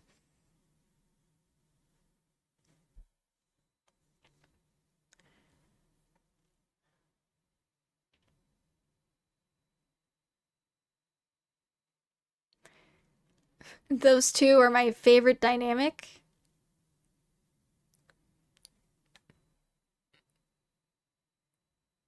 That's nice to hear. Just like all I can really do is just nod along. Like I agree. I really like their dynamic too.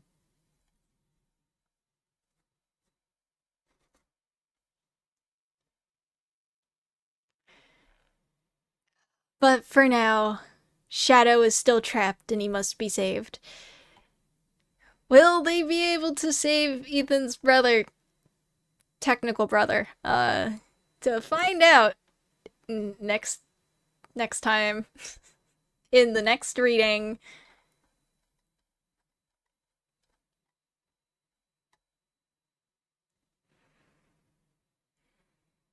Yes, if there was any portion of the book that I could rewrite, it would probably be a good chunk of Mirage, and then also a good chunk of the third act. But a lot of it would be in Mirage.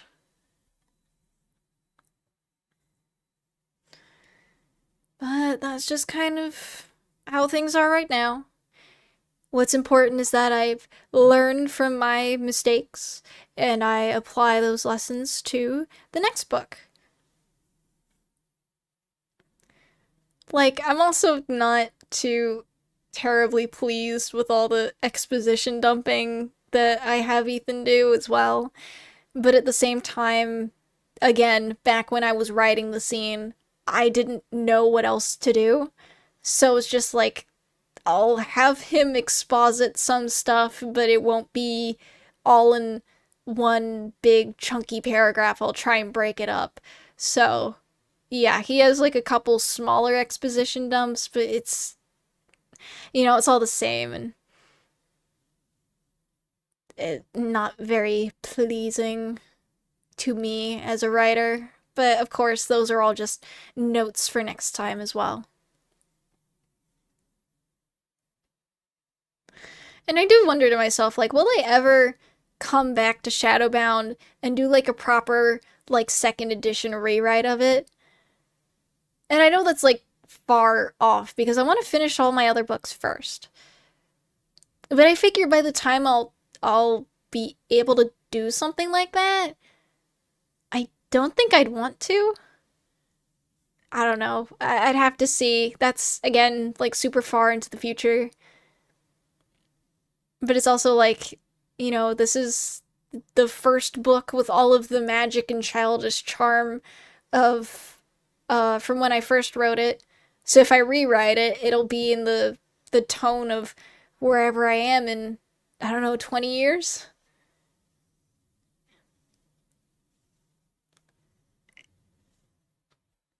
I'd be like 40 at that point. I'd be so far away from high school, I wouldn't even remember what it was like to be in high school, writing these stories and finding my escape from my studies in working on this manuscript. I don't know. We'll see.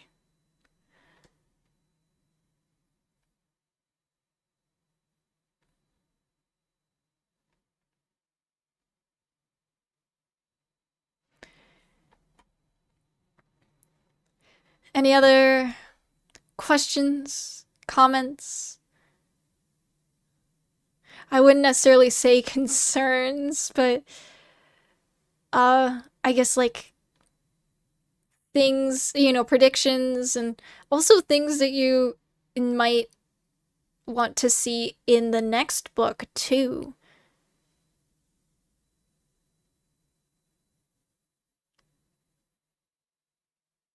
Because the second book is still being written. And if there's like certain things that you are expecting to see in the next book, then I will certainly take note of it and I will see if it's already been added or if I can add it. While parts may not be perfect, you could apply the skills you've learned from writing it into the next one. Yep. That's basically it. Like the entire second half of the book is just one big learning experience about, setup, payoff, explaining things, revealing secrets, stuff like that. Many, many notes. And I certainly hope that the second book will turn out a lot better. Though I know for a fact that you guys will definitely see an increase in quality, no doubt, from Shadowbound. Comment, I'm proud of you doing these readings. Never give up. Thank you. Yes, these readings are quite fun to do. I enjoy this sort of interaction.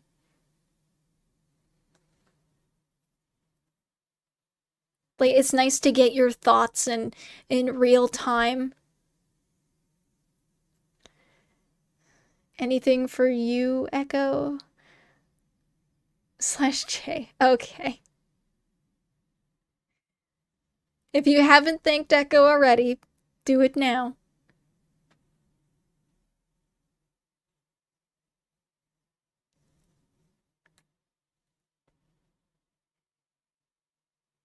Hopefully you all have been enjoying the art.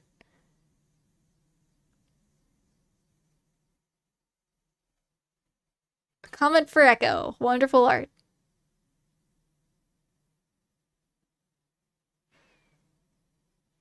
Yay.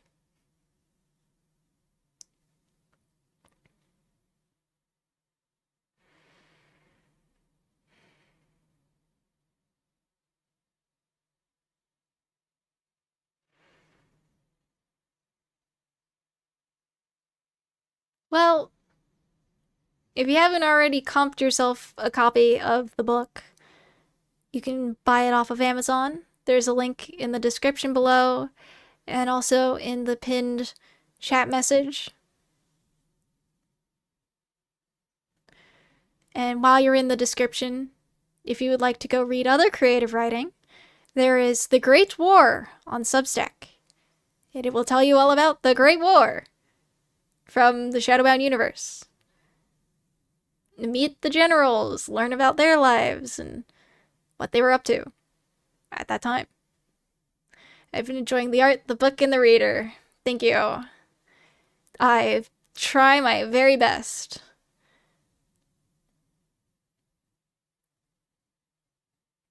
Yes, you don't understand how happy this makes me. Getting all these thoughts and questions and being able to talk about the book a little bit more than what I normally would talk about. Getting some of my thoughts out there.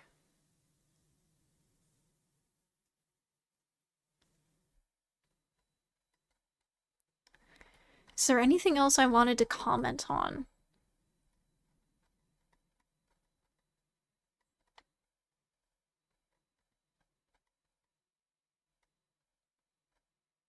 Oh, yeah. So, I hope that the, like when Lucre has his vision in the palace, like that was clear that that was happening. The whole point was like, the ancestors were drawing him back in time to show him what happened. So it wasn't like a like dream sequence. It was very much like an immediate, his consciousness was pulled into that moment and back again. So, like, on paper, because I know I've had a couple complaints about that, like, on paper, it's not clear that that was happening. You know, just another note to take with me into the future. But that was also kind of like the point of that. Anyway, I hope people weren't confused by it. Because I know people have been confused by it before. Like, I am aware of that issue.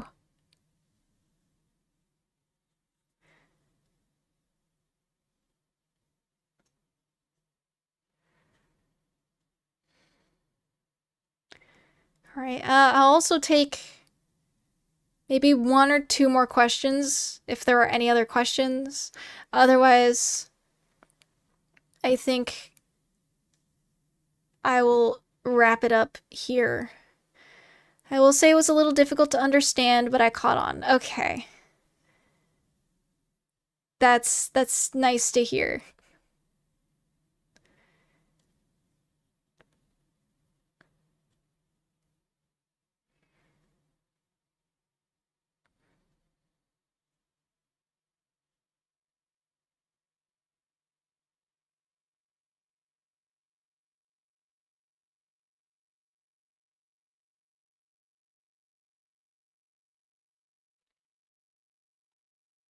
Anyone else?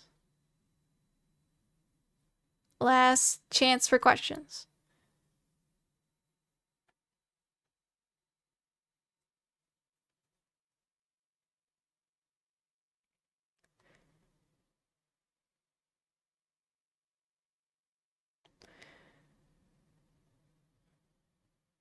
Alright then. Well, if you're watching live, thank you for being here. And the next reading will be next week on Wednesday, the 17th.